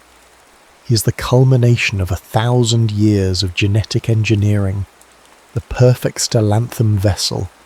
With his blood, I could power the Ascendant army indefinitely." "I will find him," Arvin promised. "No." Vox's projection leaned forward. "You've demonstrated your incompetence. I am dispatching the Scourge Knights." Arvin looked up, unable to hide his shock. "My Praetor Vicar, the Scourge Knights are necessary," Vox finished for him. "This boy displayed power beyond anything we've seen since the fall of the Seraph Order.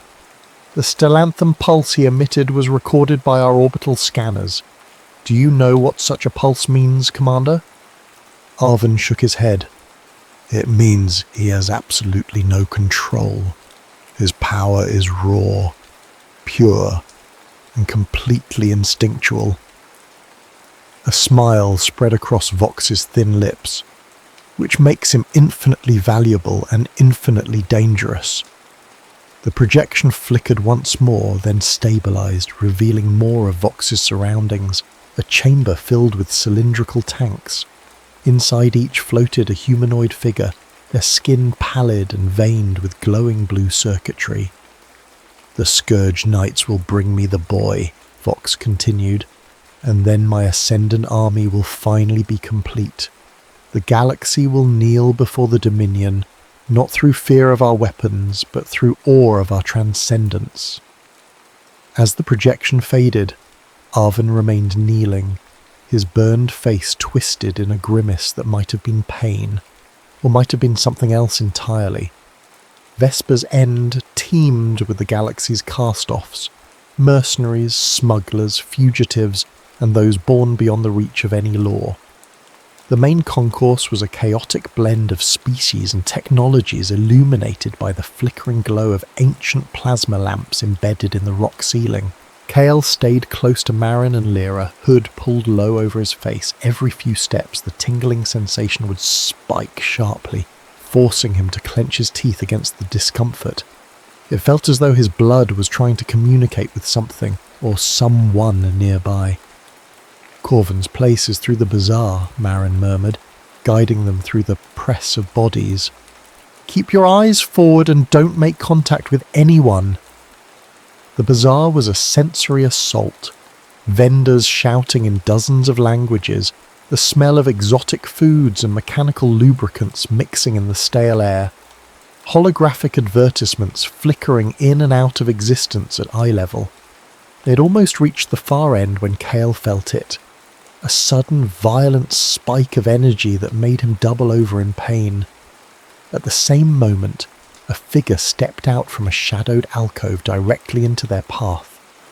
"Marin Vera," the figure said, voice muffled by a featureless mask. "The Dominion has placed quite a bounty on your family." Marin pushed Kyle behind her, hand moving to the blaster at her hip. "We have no quarrel with you, Hunter. Step aside." "I think not." The masked figure made a subtle gesture, and suddenly they were surrounded by 4 more identically masked individuals. "The boy is worth 10 times more than you. Dead or alive, the listing says. Dead seems simpler." Lyra stepped forward, a vibro knife appearing in her hand. "You'll have to go through us first." "With pleasure." The lead hunter raised a weapon, a strange organic-looking device that pulsed with sickly green light. Before they could fire, Kale felt the dam within him breaking once more. The pain intensified, then transformed into something else, a rush of clarity and power that flooded every cell. Time seemed to slow around him. He could see the minute particles of dust suspended in the air, could feel the electromagnetic currents flowing through the station's systems. Most disturbingly, he could see the thoughts of those around him, not as words, but as patterns of light and intention. The hunters were bright crimson knots of murderous purpose. Lyra and Marin glowed with fierce protectiveness, and somewhere nearby a presence burned with a blue-white intensity that called to Kale's blood like a beacon. Acting on instinct, Kale raised his hand. The hunters froze in place, suspended in a shimmering stasis field that encased them like amber. Their weapons, halfway through their firing sequences, hung useless in their rigid grips. The bazaar went silent, its occupants backing away from the display of power. "We need to move," Marin hissed, grabbing Kale's arm. "Now!" They ran, pushing through the stunned crowd. Behind them, someone shouted, and the sound of pursuit echoed through the narrow passages. "In here!" a voice called from a side corridor. A figure stood in a doorway, beckoning urgently. Marin hesitated, but Kyle pulled forward. "It's okay," he said, though he couldn't explain how he knew. "They're like me." The figure, a woman in her 30s with a jagged scar running from temple to jaw, pulled them into a cramped maintenance tunnel, sealing the door behind them. "That was quite a display, young Stellanth," she said, her accent strange and lilting. "Every Dominion sensor on this rock will be hunting you now." "Who are you?" Lyra demanded, vibro knife still ready in her hand. Malis Thorne, the woman replied. Former Seraph Knight, current fugitive, and your only chance of getting off this station alive. She fixed her gaze on Kale. You felt me, didn't you? My Stellanth recognizing yours. Kale nodded slowly. You're like me? Not exactly, Malis smiled ruefully. My Stellanth sequence is artificial, a Dominion experiment. Yours is pure, hereditary. I can sense the Alarin lineage in your blood. How do you know about that? Marin asked sharply. Because I helped hide the last of the Alarin children during the Purge, Malis answered. I didn't know any had survived. A distant explosion rocked the station, dust falling from the tunnel ceiling. We don't have time for reunions, Malis continued. The Dominion just breached the outer docking ring. They are deploying Scourge Knights. Marine's face paled. Already? How could they have tracked us so quickly? They didn't track you, Malis replied grimly. They tracked him. She nodded toward Kale. The Stellanth pulse he emitted on Tercel Prime was like a beacon across the stars. Once he used that power again here, they had a confirmation lock. What are Scourge Knights? Kale asked. Dominion assassins, Marin answered before Malis could. Genetically modified with partial Stellanth sequences. They hunt by sensing the energy in others, which is why we need to mask your signature. Malis produced a small device from her pocket, a neural inhibitor similar to the one Sol and Marin had used on Kael for years. This won't suppress your abilities entirely, but it will diffuse your pattern enough to confuse the knights. And why should we trust you? Lyra challenged. Malis turned her intense gaze to the girl. Because I'm offering you the location of Solvan. Marin gasped softly. Solvan was destroyed. That's what the Dominion wanted everyone to believe, Malis replied. But the Seraph Vault world survived, hidden behind a quantum fold. It holds technologies and knowledge that could help Kael understand his power, and perhaps use it to end Vox's reign. Another explosion closer this time. Shouts and the sound of energy weapons echoed down the corridor. We don't have time to debate, Malis pressed. Your ship is already compromised. Mine is in the maintenance bay, prepped and ready. Kyle looked at Marin, seeing the conflict in her eyes. Then he reached out and took the neural inhibitor from Malis's hand. I trust her, he said simply, placing the device against his temple. It adhered to his skin with a soft hiss, and immediately the constant tingling in his extremities subsided to a dull hum. Marin nodded sharply. Lead the way. Malis guided them through a maze of maintenance tunnels, occasionally pausing to check surveillance feeds on a wrist-mounted projector. The sounds of fighting grew more intense as they moved, suggesting a coordinated assault on the station. The knights are moving methodically, level by level, Malis explained as they reached a heavy blast door, but they'll sense the residual Stellanth energy from your display in the bazaar. We have minutes at most. The door slid open to reveal a small docking bay containing a sleek vessel unlike anything Kael had seen before. Its hull was matte black, but seemed to ripple with subtle patterns when viewed from different angles. An Umbral-class Seraph Interceptor, Malis said with evident pride. One of the last in existence. She's called the Whisper Map. Because she can navigate the hidden routes between stars, Marin murmured, running a hand along the ship's hull. I thought these were legends. Most Seraph technologies have become legends, Malis replied, which is why the Dominion hunts them, and those who can operate them so relentlessly. As they boarded the vessel, a thunderous boom shook the entire docking bay. The outer door began to glow red-hot, metal warping under intense heat. They're burning through, Lyra shouted. Get to the cockpit! Malis pushed them forward, then turned back toward the melting door. I'll hold them off. You can't fight Scourge Knights alone, Marin protested. Malis smiled grimly. "Who said I'm alone?" She raised her hands, and the air around her began to shimmer with the same energy Kale had manifested earlier, though hers seemed more controlled, more focused. The temperature in the docking bay plummeted, frost crystallizing on every surface. "Go!" she commanded. Maran pulled Kyle and Lyra into the ship.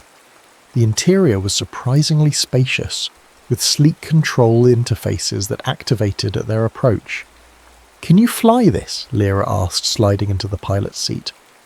"I'm about to find out," Marin replied, placing her hands on the control interface. To her evident surprise, the ship responded immediately, systems coming online with a soft, harmonic hum. Outside, the docking bay door finally gave way. Through the viewport, they could see Malis facing off against three figures in form-fitting armour covered in pulsing circuitry. The Scourge Knights moved with unnatural speed, surrounding her in a blur of motion. Yet Malis held her ground. The frost around her coalesced into shimmering barriers that redirected the Knights' energy blasts. Her movements were precise, almost dance-like, as she channeled the Stellanthum energy through her body. "She's buying us time," Marin said tightly, activating the ship's engines, "but she can't hold them forever." The Whisper map rose from the docking clamps, hovering effortlessly despite the battle raging beneath it. Through the chaos, Malis glanced up, catching Kale's eye through the viewport. For a brief moment, something passed between them, not words, but understanding. "Remember what you are," her voice echoed in his mind. "Remember what they feared enough to destroy." Then she made a pushing motion with both hands, and an invisible force slammed into the ship, propelling it toward the docking bay's exterior hatch, which slid open just in time to allow their passage. As they burst into open space, Kale pressed his hand against the viewport, watching the steadily receding figure of Malis still fighting against the Knights. "She sacrificed herself for us," he said softly. "Why?" "Hope," Marin replied, her voice equally quiet. "You represent hope, Kyle, for all those who have suffered under the Dominion, for all those who remember what the galaxy was before Vox's reign." The Whisper map accelerated smoothly away from Vesper's End, automatically plotting an evasive course through the surrounding nebula. "What now?" Lyra asked. "Do we really try to find this Solvan place?" "It's our only option," Marin replied. "If Solvan still exists, it might contain the knowledge Kyle needs to understand his power." She glanced at him, and to learn how to control it. Kale stared out at the swirling colours of the nebula, thinking of Sol, of May, of Mylis, of all those who had sacrificed for him, without his knowledge. A cold determination settled in his chest. "I need to know what I am," he said, "and then I need to make the Dominion pay for what they've done." In the silence that followed, none of them noticed the tiny tracking beacon that pulsed quietly in the ship's undercarriage, or the solitary Scourge Knight vessel that detached from Vesper's End to follow them at a discreet distance. Aboard that vessel, Commander Rusk Arvan sat in meditation, his burned flesh now grafted with the same pulsing circuitry that marked the Scourge Knights. His transformation was not yet complete, but Praetor Vicar Vox had granted him this one chance at redemption. "Find the boy," Vox had told him. "Bring him to me and your failure will be forgiven. Fail again, and your consciousness will join my ascendant army, not as a commander, but as a power source." Arvan opened his eyes, their natural colour now replaced by a luminescent blue. "I will not fail," he whispered to himself. "Not again." The journey to Solvan took 3 days at fold-space speeds. The Whisper map moved through regions of space that defied conventional navigation, following paths that seemed to exist between the normal dimensions of reality. "These are quantum tethers," Marin explained as they watched the impossible geometries of fold space through the viewport. ancient pathways mapped by the Seraph Order when they still rule the stars. The Dominion's conventional ships can't follow us here. Unless they have Stellanthum technology of their own, Lyra pointed out. Marin's expression darkened. Yes, the Scourge Knights use harvested Stellanthum sequences. It's a perversion of what the energy is meant to be, but effective enough to make them dangerous. During those days, Kale practiced with his newly awakened abilities under Marin's watchful eye. Without the neural inhibitor dampening his power, he discovered he could sense the subtle energy fields that permeated everything around him, from the ship's propulsion systems to the thoughts and emotions of Marin and Lyra. Focus, Marin instructed, as Kael attempted to manipulate a small sphere of liquid water, suspending it in mid-air. The Stellanthum responds to intention, not just emotion. Your outbursts on Tercel Prime and Vesper's End were powerful but uncontrolled.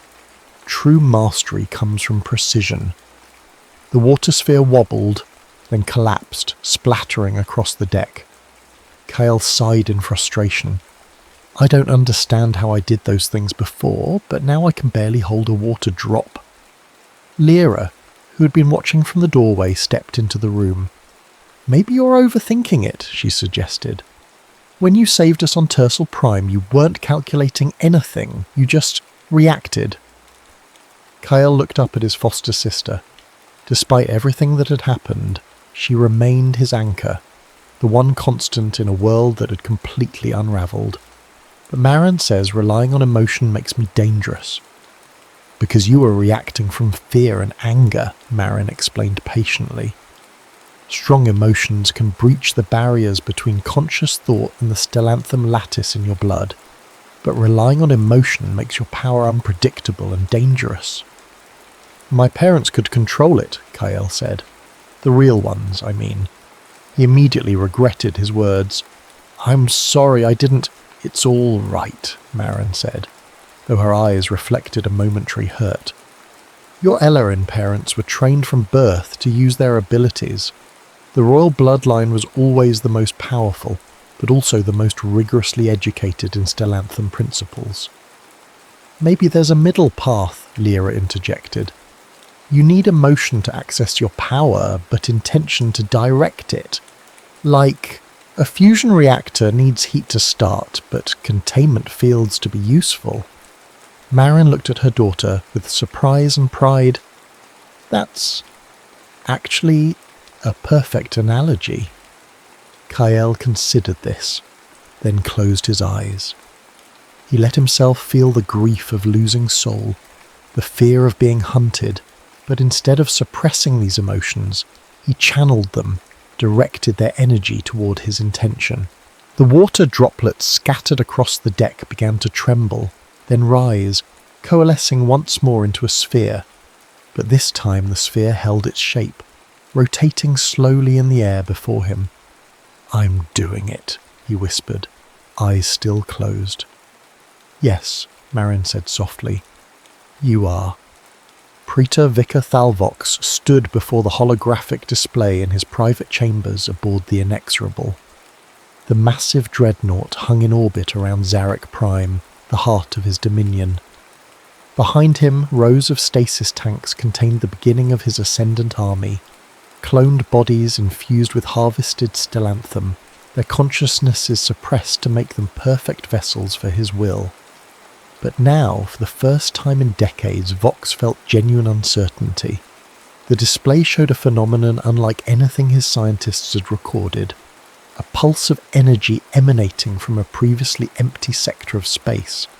But unlike the localized Stellanthum pulse the boy had generated on Tercel Prime, this one expanded across the entire galaxy, invisible to conventional sensors but blindingly obvious to those with Stellanthum modifications. Every Scourge Knight in his service had simultaneously collapsed when the pulse hit, their stolen Stellanthum sequences reacting violently to the foreign energy. Explain this, he demanded of the nervous scientist who stood before him. We believe it's a resonance cascade, my Praetor Vicar, the scientist replied, struggling to keep his voice steady. A deliberate synchronization of Stellanthum frequencies across vast distances. Impossible, Vox dismissed. No single Stellanth has that kind of range. Not a single Stellanth, sir, the scientist clarified. Our analysis indicates the pulse originated from Solvan. Vox went very still. Solvan was destroyed. I ordered it myself. Evidently not, sir. And if Solvan's Stellanthum core has been reactivated...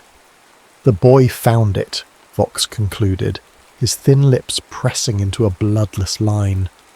And worse, he's learning to use it. He turned to his military commander. Prepare the fleet, all of it. We will obliterate Solvan once and for all, and the Stellanth heir with it. Sir, the commander hesitated, the fleet is scattered across 3 sectors, suppressing the Outer Rim rebellions. It will take at least 5 standard days to recall enough ships for a full assault. Vox's pale eyes narrowed. We don't have 5 days, not anymore. He gestured to the stasis tanks. Awaken the 1st Battalion of the Ascendant Army. They will be the vanguard. Sir, they're not ready, the scientist protested. The neural integration is incomplete. The Stellanthum sequencing unstable. It could break from your control. Then improve your control measures, Vox said coldly. I want them battle-ready in 24 hours. As his subordinates rushed to comply, Vox returned his gaze to the display, watching the Stellanthum pulse continue its expansion across the galaxy. After decades of meticulous planning of hunting down and exterminating every threat to his power, one boy, the last of a bloodline he thought extinguished, threatened everything. You think you found your purpose, young Ellerin, he murmured to the empty air. Your blood has a far greater destiny than you can imagine. Aboard the Whisper map, Kale monitored the responses to his galactic summons. Solvan's advanced systems allowed him to track the ripples of his message as they encountered others with Stellanthum sensitivity. How many? Lyra asked, joining him at the console. 3 days had passed since their confrontation with Arvin. The commander remained their prisoner, stripped of his augmentations and confined to a secure chamber. Hundreds, Kyle replied, wonder in his voice. Maybe thousands. Most with only trace amounts of Stellanthum, distant descendants of the original bloodlines. But some... He pointed to several bright signatures on the display. These ones are strong, almost as strong as mine. And they're all coming here, to Solvan? Those who can, Kale confirmed. Others are organising in their own systems, preparing for what's coming. And what exactly is coming? Lyra asked. War, Marin answered from the doorway. Her recovery had been slow but steady after Kale released her from the stasis field and used Solvan's medical technology to treat her injuries. Vox won't let this challenge go unanswered. I've seen his response already, Kyle said grimly. The Solvan sensors detected massive energy fluctuations at the heart of the Dominion. He's activating something big. The Ascendant Army, Marin guessed. We always knew it was his endgame, but I never thought he'd deploy them this soon. They'll be unstable, Kale said, knowledge from the Stellanthum core flowing through his thoughts, rushed into service before the neural pathways are properly established. Dangerous to everyone, including Vox himself. Can we stop them? Lyra asked. Kale was silent for a moment, considering. Not by fighting them directly, but maybe... He turned to Mara. The Stellanthum isn't just about manipulating physical reality. It's about connection. Consciousness affecting consciousness. Understanding dawned on Marin's face. You're thinking of attempting a harmonic convergence, but Kale, that's only theoretical. Even at the height of the Seraph Order, they never had a pure Ellerin catalyst, Kale interrupted, and they never had Solvan's full amplification potential. Would someone explain what you're talking about? Lyra demanded. A harmonic convergence, Marin explained, is a theoretical application of Stellanthum energy that would synchronize all Stellanthum positive beings into a single unified consciousness. Temporarily, it would allow them to act as one entity, multiplying their power exponentially. But would also be incredibly dangerous, she continued, fixing Kale with a stern gaze. The strain on the participants would be enormous, especially on the catalyst, the focal point of the convergence. Which would be you, Lyra said to Kale, concern evident in her voice. Yes, he admitted, but it may be our only chance. If Vox deploys his ascendant army, beings infused with corrupted Stellanthum against their will, the destruction will be unimaginable. And what exactly would this convergence do? Lyra asked. It would allow us to reach the consciousnesses suppressed within the ascendant army, Kyle explained. To awaken them, to give them back their free will, turn Vox's weapon against him. Or it could burn out your mind and the minds of every Stellanth who answers your call, Marin countered. Kyle, please, there must be another way. There isn't, he said softly. I've seen all the possibilities in Solvan's predictive matrices. This is our best hope, not just for survival, but for ending Vox's reign permanently. A signal chimed from the console, interrupting their debate. The first ships are arriving, Lyra reported, checking the display. Refugees, resistance fighters, smugglers, and Stellanths, dozens of them. Kale took a deep breath. Time to prepare. Over the next 2 days, Solvan transformed from an abandoned relic into a bustling command centre. Ships of all sizes and origins docked in its massive bays. People who had lived their entire lives under Dominion oppression walked the ancient halls with a mixture of awe and determination.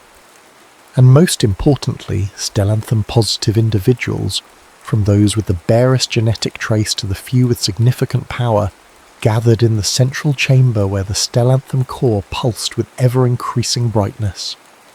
Kyle moved among them, learning their stories. A woman who had hidden her abilities by becoming a Dominion archivist, secretly preserving knowledge of the old ways. A pair of twins who had discovered their powers while escaping a labour camp. A former smuggler whose Stellanthum sensitivity made him the best navigator in the Outer Rim. Each connection strengthened Kyle's resolve and his power. The more he understood about the variations in Stellanthum manifestation, the more precisely he could attune his own energy to resonate with theirs. On the 5th day, the warning came. Solvan's long-range sensors detected a massive fleet emerging from fold space at the edge of the sector. At its centre was the inexorable, Vox's planetary dreadnought, a ship the size of a small moon. They'll be within firing range in 6 hours, reported one of the Resistance tacticians. And the Ascendant Army? Marin asked. Deployed in advanced scout formations, the tactician replied, pointing to smaller signatures leading the fleet. Approximately 500 vessels, each containing what appear to be 20 to 30 humanoid life forms with extreme energy readings. 10,000 abominations, Marin whispered, horrified. How did he create so many so quickly? Cloning technology, Kyle answered grimly. He's been preparing this for years. We just forced his hand before he was ready. Which means they're unstable, Lyra pointed out. Like you said, rushed into service. A vulnerability we must exploit, Kyle agreed. He turned to the assembled resistance leaders and Stellanths. We don't have the firepower to defeat Vox's fleet in conventional battle, but we have something he doesn't understand, the true purpose of the Stellanthum. He gestured to the pulsing core. This energy wasn't created as a weapon. It was meant to connect consciousness across the universe, to unify rather than divide. The ancients believed that reality itself was shaped by collective consciousness, and the Stellanthum was their tool for guiding that process. Pretty philosophy, said a grizzled resistance fighter. But Vox has planet killers bearing down on us. Not just philosophy, Kale countered. Methodology. What I'm proposing is a harmonic convergence, using Solvan's core to link all our Stellanthum energies together, creating a unified field powerful enough to reach the suppressed consciousnesses within the Ascendant Army. A murmur ran through the gathered crowd. You want to free them? Someone asked incredulously. They're victims, not enemies, Kyle insisted. People whose bodies and their minds have been hijacked by Vox's technology. If we can break his control, we not only neutralize his greatest weapon, we gain thousands of allies. Debate erupted among the assembled leaders. Some argued for conventional tactics, using Solvan's ancient weapon systems to mount a defense. Others insisted on evacuating while they still could. A few supported Kyle's plan, though none fully understood the risks involved. In the end, it was Marin who silenced the arguments. I have watched the boy grow from an infant, she said, her voice carrying a quiet authority that commanded attention. I have seen him discover powers that would corrupt most adults, yet his first instinct has always been to protect, not destroy. She placed a hand on Kyle's shoulder. If he believes this convergence is our best hope, I stand with him. One by one, the other Stellanths stepped forward, offering their support. As the resistance forces prepared Solvan's defences, Kale retreated to a small meditation chamber adjacent to the core room. The walls here were covered in ancient glyphs that pulsed softly with Stellanthum light, instructional mantras for focusing the mind and channeling energy. Lyra found him there, sitting cross-legged on the floor, eyes closed in concentration. Everyone's in position, she said. The Stellanths are gathering at the core and... She hesitated. What is it?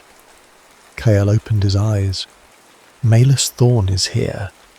Kale stood, disbelief and hope warring on his face. Malus survived. How? She says the Scourge Knights took her prisoner after we escaped Vesper's End. She managed to break their conditioning when your pulse reached her. Lyra smiled faintly.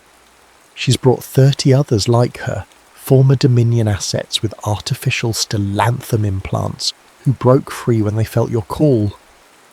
I need to see her. They found Malus in the main hangar bay, surrounded by a group of grim-faced individuals whose bodies showed the unmistakable traces of Dominion modifications. Faded circuitry patterns beneath the skin, eyes with an unnatural luminescence. When she saw Kyle, Malus bowed deeply. Young Ellerin, your message reached farther than you know. I thought you were dead, Kyle said. After what you did for us at Vesper's End, it would take more than a few Scourge Knights to end me, she replied, with a ghost of a smile, though they certainly tried.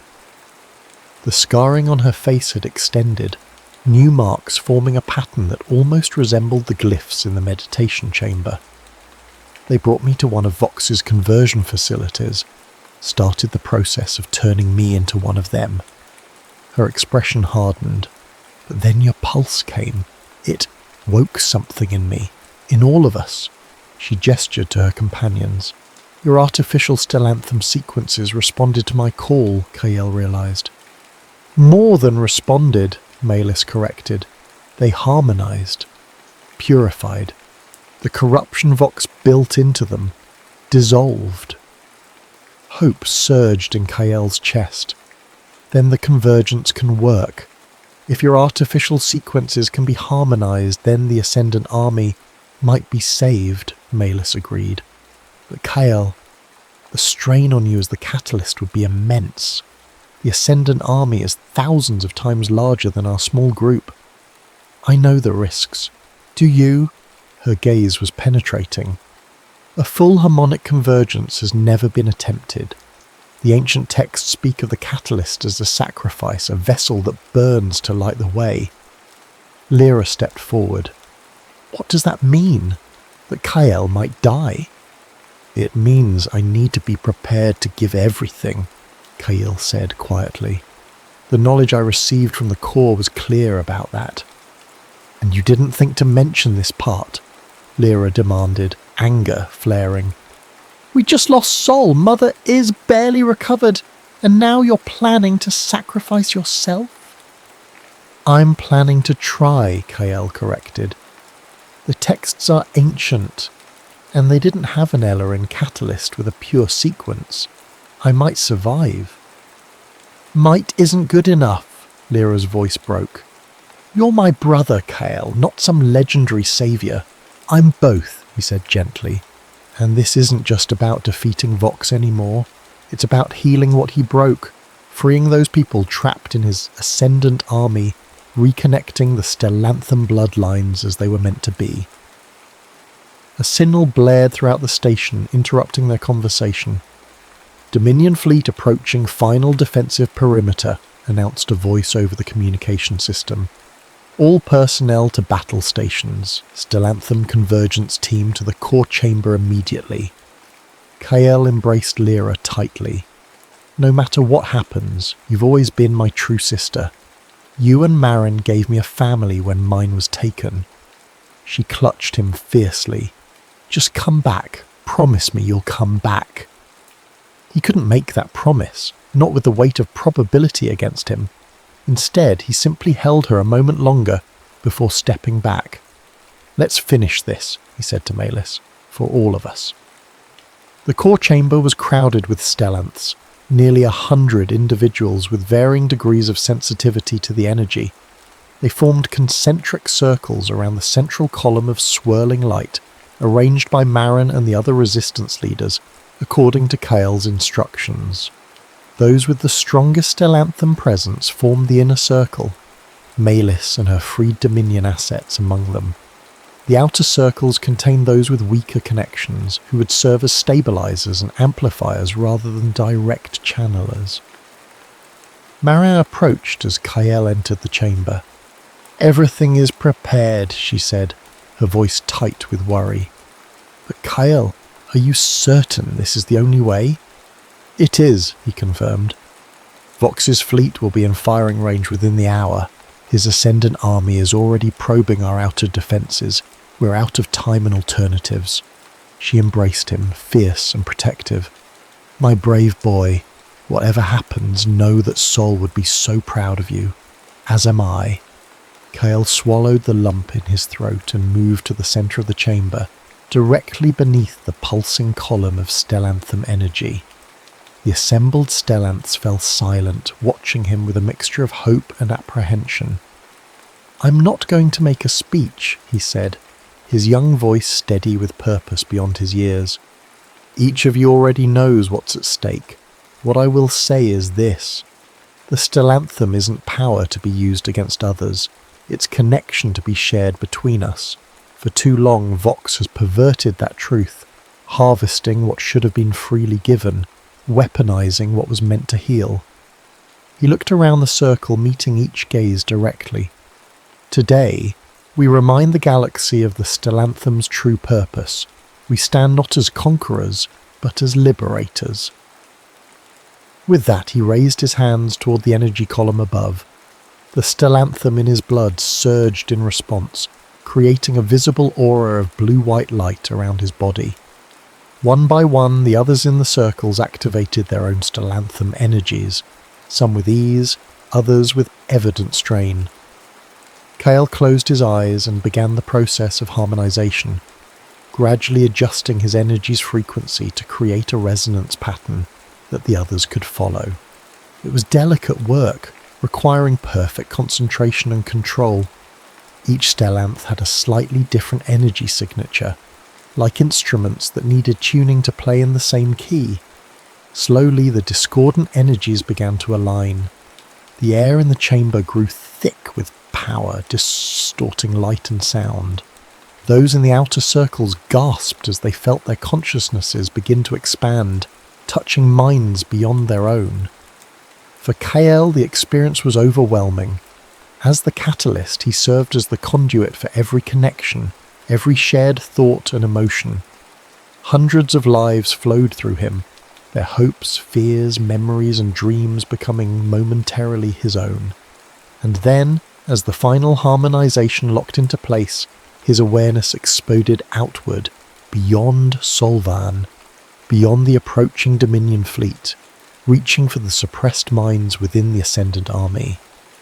He found them, thousands of consciousnesses drowning in darkness, their bodies and powers controlled by Vox's neural interfaces, while their minds screamed in silent agony. The sight nearly broke Hale's concentration, the sheer scale of suffering threatening to overwhelm him. But then he felt the support of the convergence behind him, 100 Stellanths lending him their strength, their focus, their certainty that this violation could and would be healed. "You are not alone," Kale projected to the imprisoned minds. "You are not forgotten. Feel the Stellanthum within you. Remember who you are." The response was immediate and violent. Throughout the Dominion fleet, the Ascendant Army vessels suddenly fell out of formation. On the bridges of those ships, clone soldiers who had been moving with robotic precision suddenly stopped, clutching their heads as awareness flooded back into minds long suppressed. Aboard the inexorable Praetor Vicathal Vox watched in mounting horror as his perfect weapon system collapsed into chaos. "What's happening?" he demanded of his scientists. "Some kind of Stellanthum interference," one replied, frantically checking readings. "It's disrupting the neural control interfaces. The clones are waking up." "Impossible!" Vox slammed his fist on the console. "Increase the suppression protocols. Maximum power to the control relays." "Sir, that could kill them. They are weapons, not people." Vox's face contorted with rage. "Do it now!" The scientist reluctantly complied, initiating the emergency protocols that would flood the neural interfaces with overwhelming signals designed to crush any remnant of independent thought. Back in Solvan's core chamber, Kale felt the assault on the awakening minds. The pain was excruciating, not just for the victims, but for him as the connecting point of the convergence. It felt as though his brain was being seared by white-hot metal. "They're trying to reassert control," he gasped, blood trickling from his nose. "Vox is killing them rather than losing control." "Break the connection," Marin urged from the edge of the room. "Save yourself." "No." Kale's determination hardened. "If we withdraw now, those minds are lost forever. We need to complete the liberation." Drawing on the last reserves of his strength, Kale pushed the convergence to a higher level of integration. Instead of merely communicating with the imprisoned minds, he began to feed them power. Pure, uncorrupted Stellanthum energy that could burn out Vox's control technology from within. The strain was immense. Kale's body began to shimmer, becoming increasingly transparent as the massive energy flow threatened to consume his physical form entirely. Blood streamed from his eyes, nose and ears. "Kale!" Lyra cried from the doorway, where she had been watching in growing horror. "Stay back," Mace Lease warned. "The convergence is reaching critical mass. Interference now could collapse the entire field." In the space between Solvan and the Dominion fleet, reality itself began to warp. The liberated Stellanthum energies from thousands of awakening minds created a cascading effect that rippled through the fabric of space-time. Aboard the Ascendant Army vessels, the clone soldiers were now fully awake, their artificial Stellanthum sequences purified by the convergence. They turned on their Dominion handlers with righteous fury, taking control of ships that had been meant to be their prisons. Vox watched his fleet disintegrate into civil war, vessel after vessel falling to the liberated clones or breaking formation to escape the conflict. His face, normally a mask of cold control, twisted with a hatred so profound it seemed to physically transform him. "Target Solvan," he ordered. "All weapons. I want that station and everyone in it reduced to their component atoms."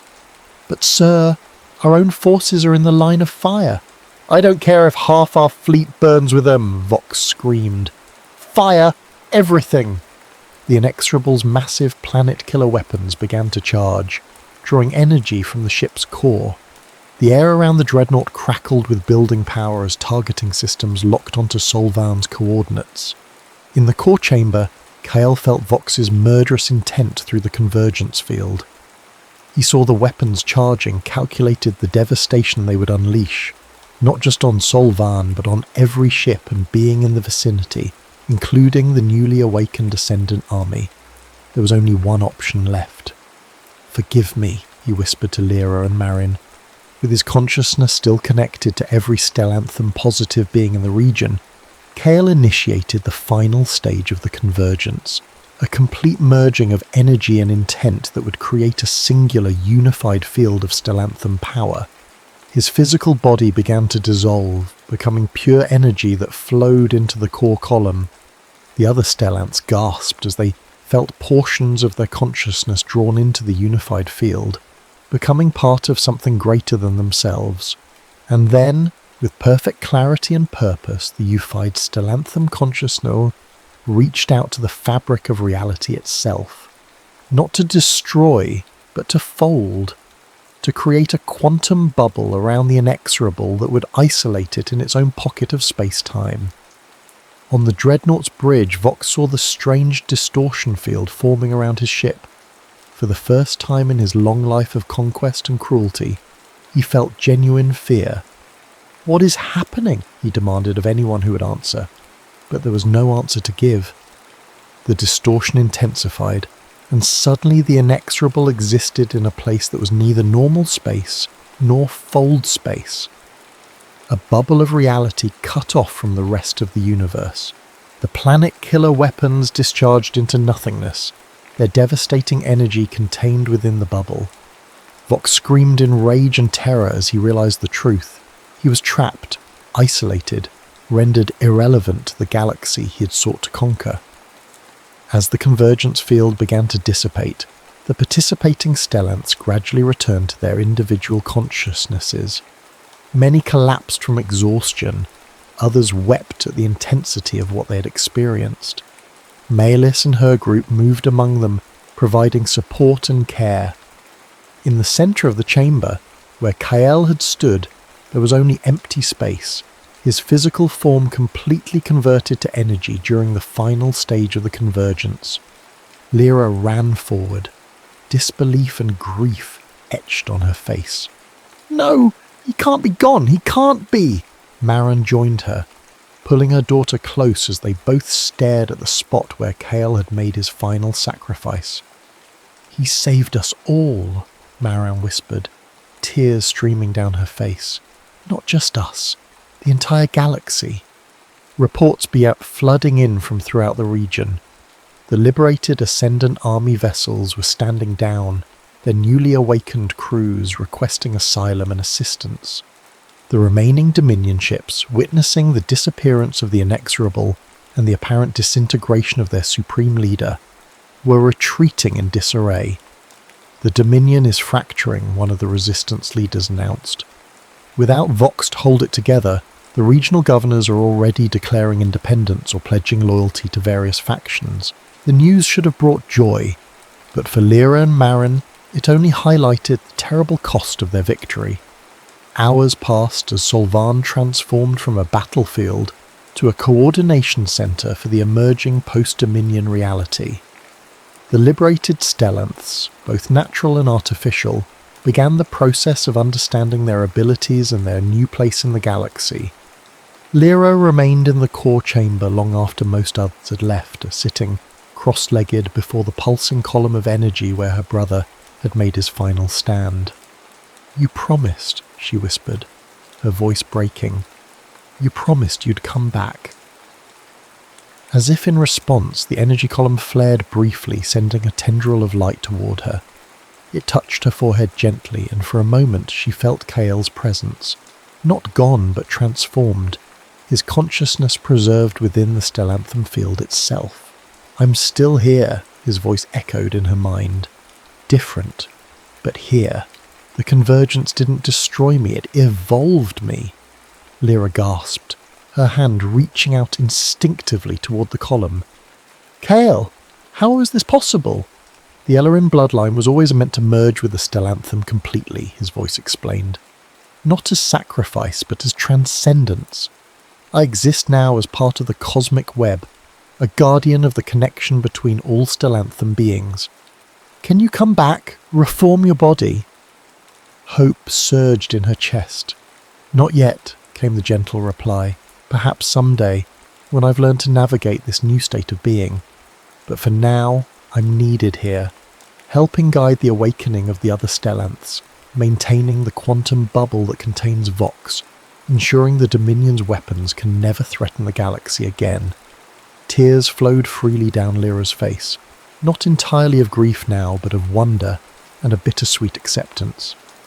I'll miss you. We all will. I'm not gone, sister. I'm everywhere the Stellantham flows, and I'll always be watching over you. The tendril of light withdrew, rejoining the main column. Mara entered the chamber, immediately sensing something had changed in her daughter's demeanour. Lyra? What is it? He's alive, Mother, Lyra said, smile breaking through her tears. Not like before, but alive, part of the Stellantham itself now. Mara's expression shifted from concern to cautious hope. You spoke to him? He spoke to me. He says he's become what the Alarin bloodline was always meant to be, a guardian of the connection between all Stellantham beings. She turned to face her mother. He says he might be able to return someday, when he learns to navigate his new existence. Haran approached the energy column, her hand reaching out tentatively.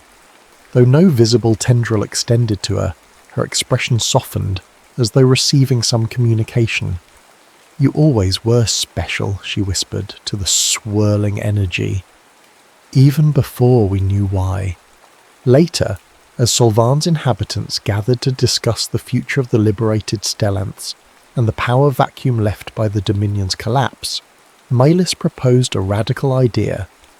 The Stellantham was never meant to be controlled by a single factional bloodline, she said. Even the Seraph Order, for all their wisdom, made that mistake. The Alarin dynasty too. She looked around at the assembled beings, humans, aliens, natural Stellanths and artificial ones alike. What I propose is a new covenant. Not a return to the old ways, but a true evolution. A galaxy where the Stellantham is understood not as a weapon or a resource to be hoarded, but as a connection to be shared. A Stellantham democracy, with Solvan as its heart. The proposal sparked intense debate, but with the living presence of Kyle, now referred to reverently as the Stellanth Guardian, flowing through the station's core, a sense of possibility prevailed.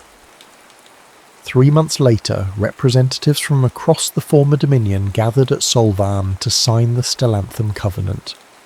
The agreement established protections for all Stellantham-positive beings, created educational centres for those discovering their abilities, and formalised a defence pact against any who might seek to exploit or weaponise the energy as Vox had done. Lyra, now serving as the head of Solvan's outreach programme, stood with Marin as they watched the signing ceremony. Do you think he's proud? She asked quietly. I know he is, Marin replied. I can feel it in the air. Throughout the station the lights pulsed briefly, a pattern that those attuned to the Stellantham recognised as laughter, the Guardian's way of expressing joy at seeing his sacrifice bear fruit. In the quantum bubble that contained the inexorable, Thalvox raged against his imprisonment, but found only emptiness answering his cries. The bubble existed outside normal space-time, a prison perfectly designed to contain the tyrant who had caused so much suffering. And across the galaxy, beings with even the faintest trace of Stellantham in their blood occasionally felt a gentle presence touching their minds, offering guidance, protection, and a reminder that they were part of something far greater than themselves. The Stellanth had risen again, not as conquerors but as connectors, bridge builders between minds and worlds that had too long been divided. I am not the last, Kael's consciousness whispered to the stars. I am the beginning, the end,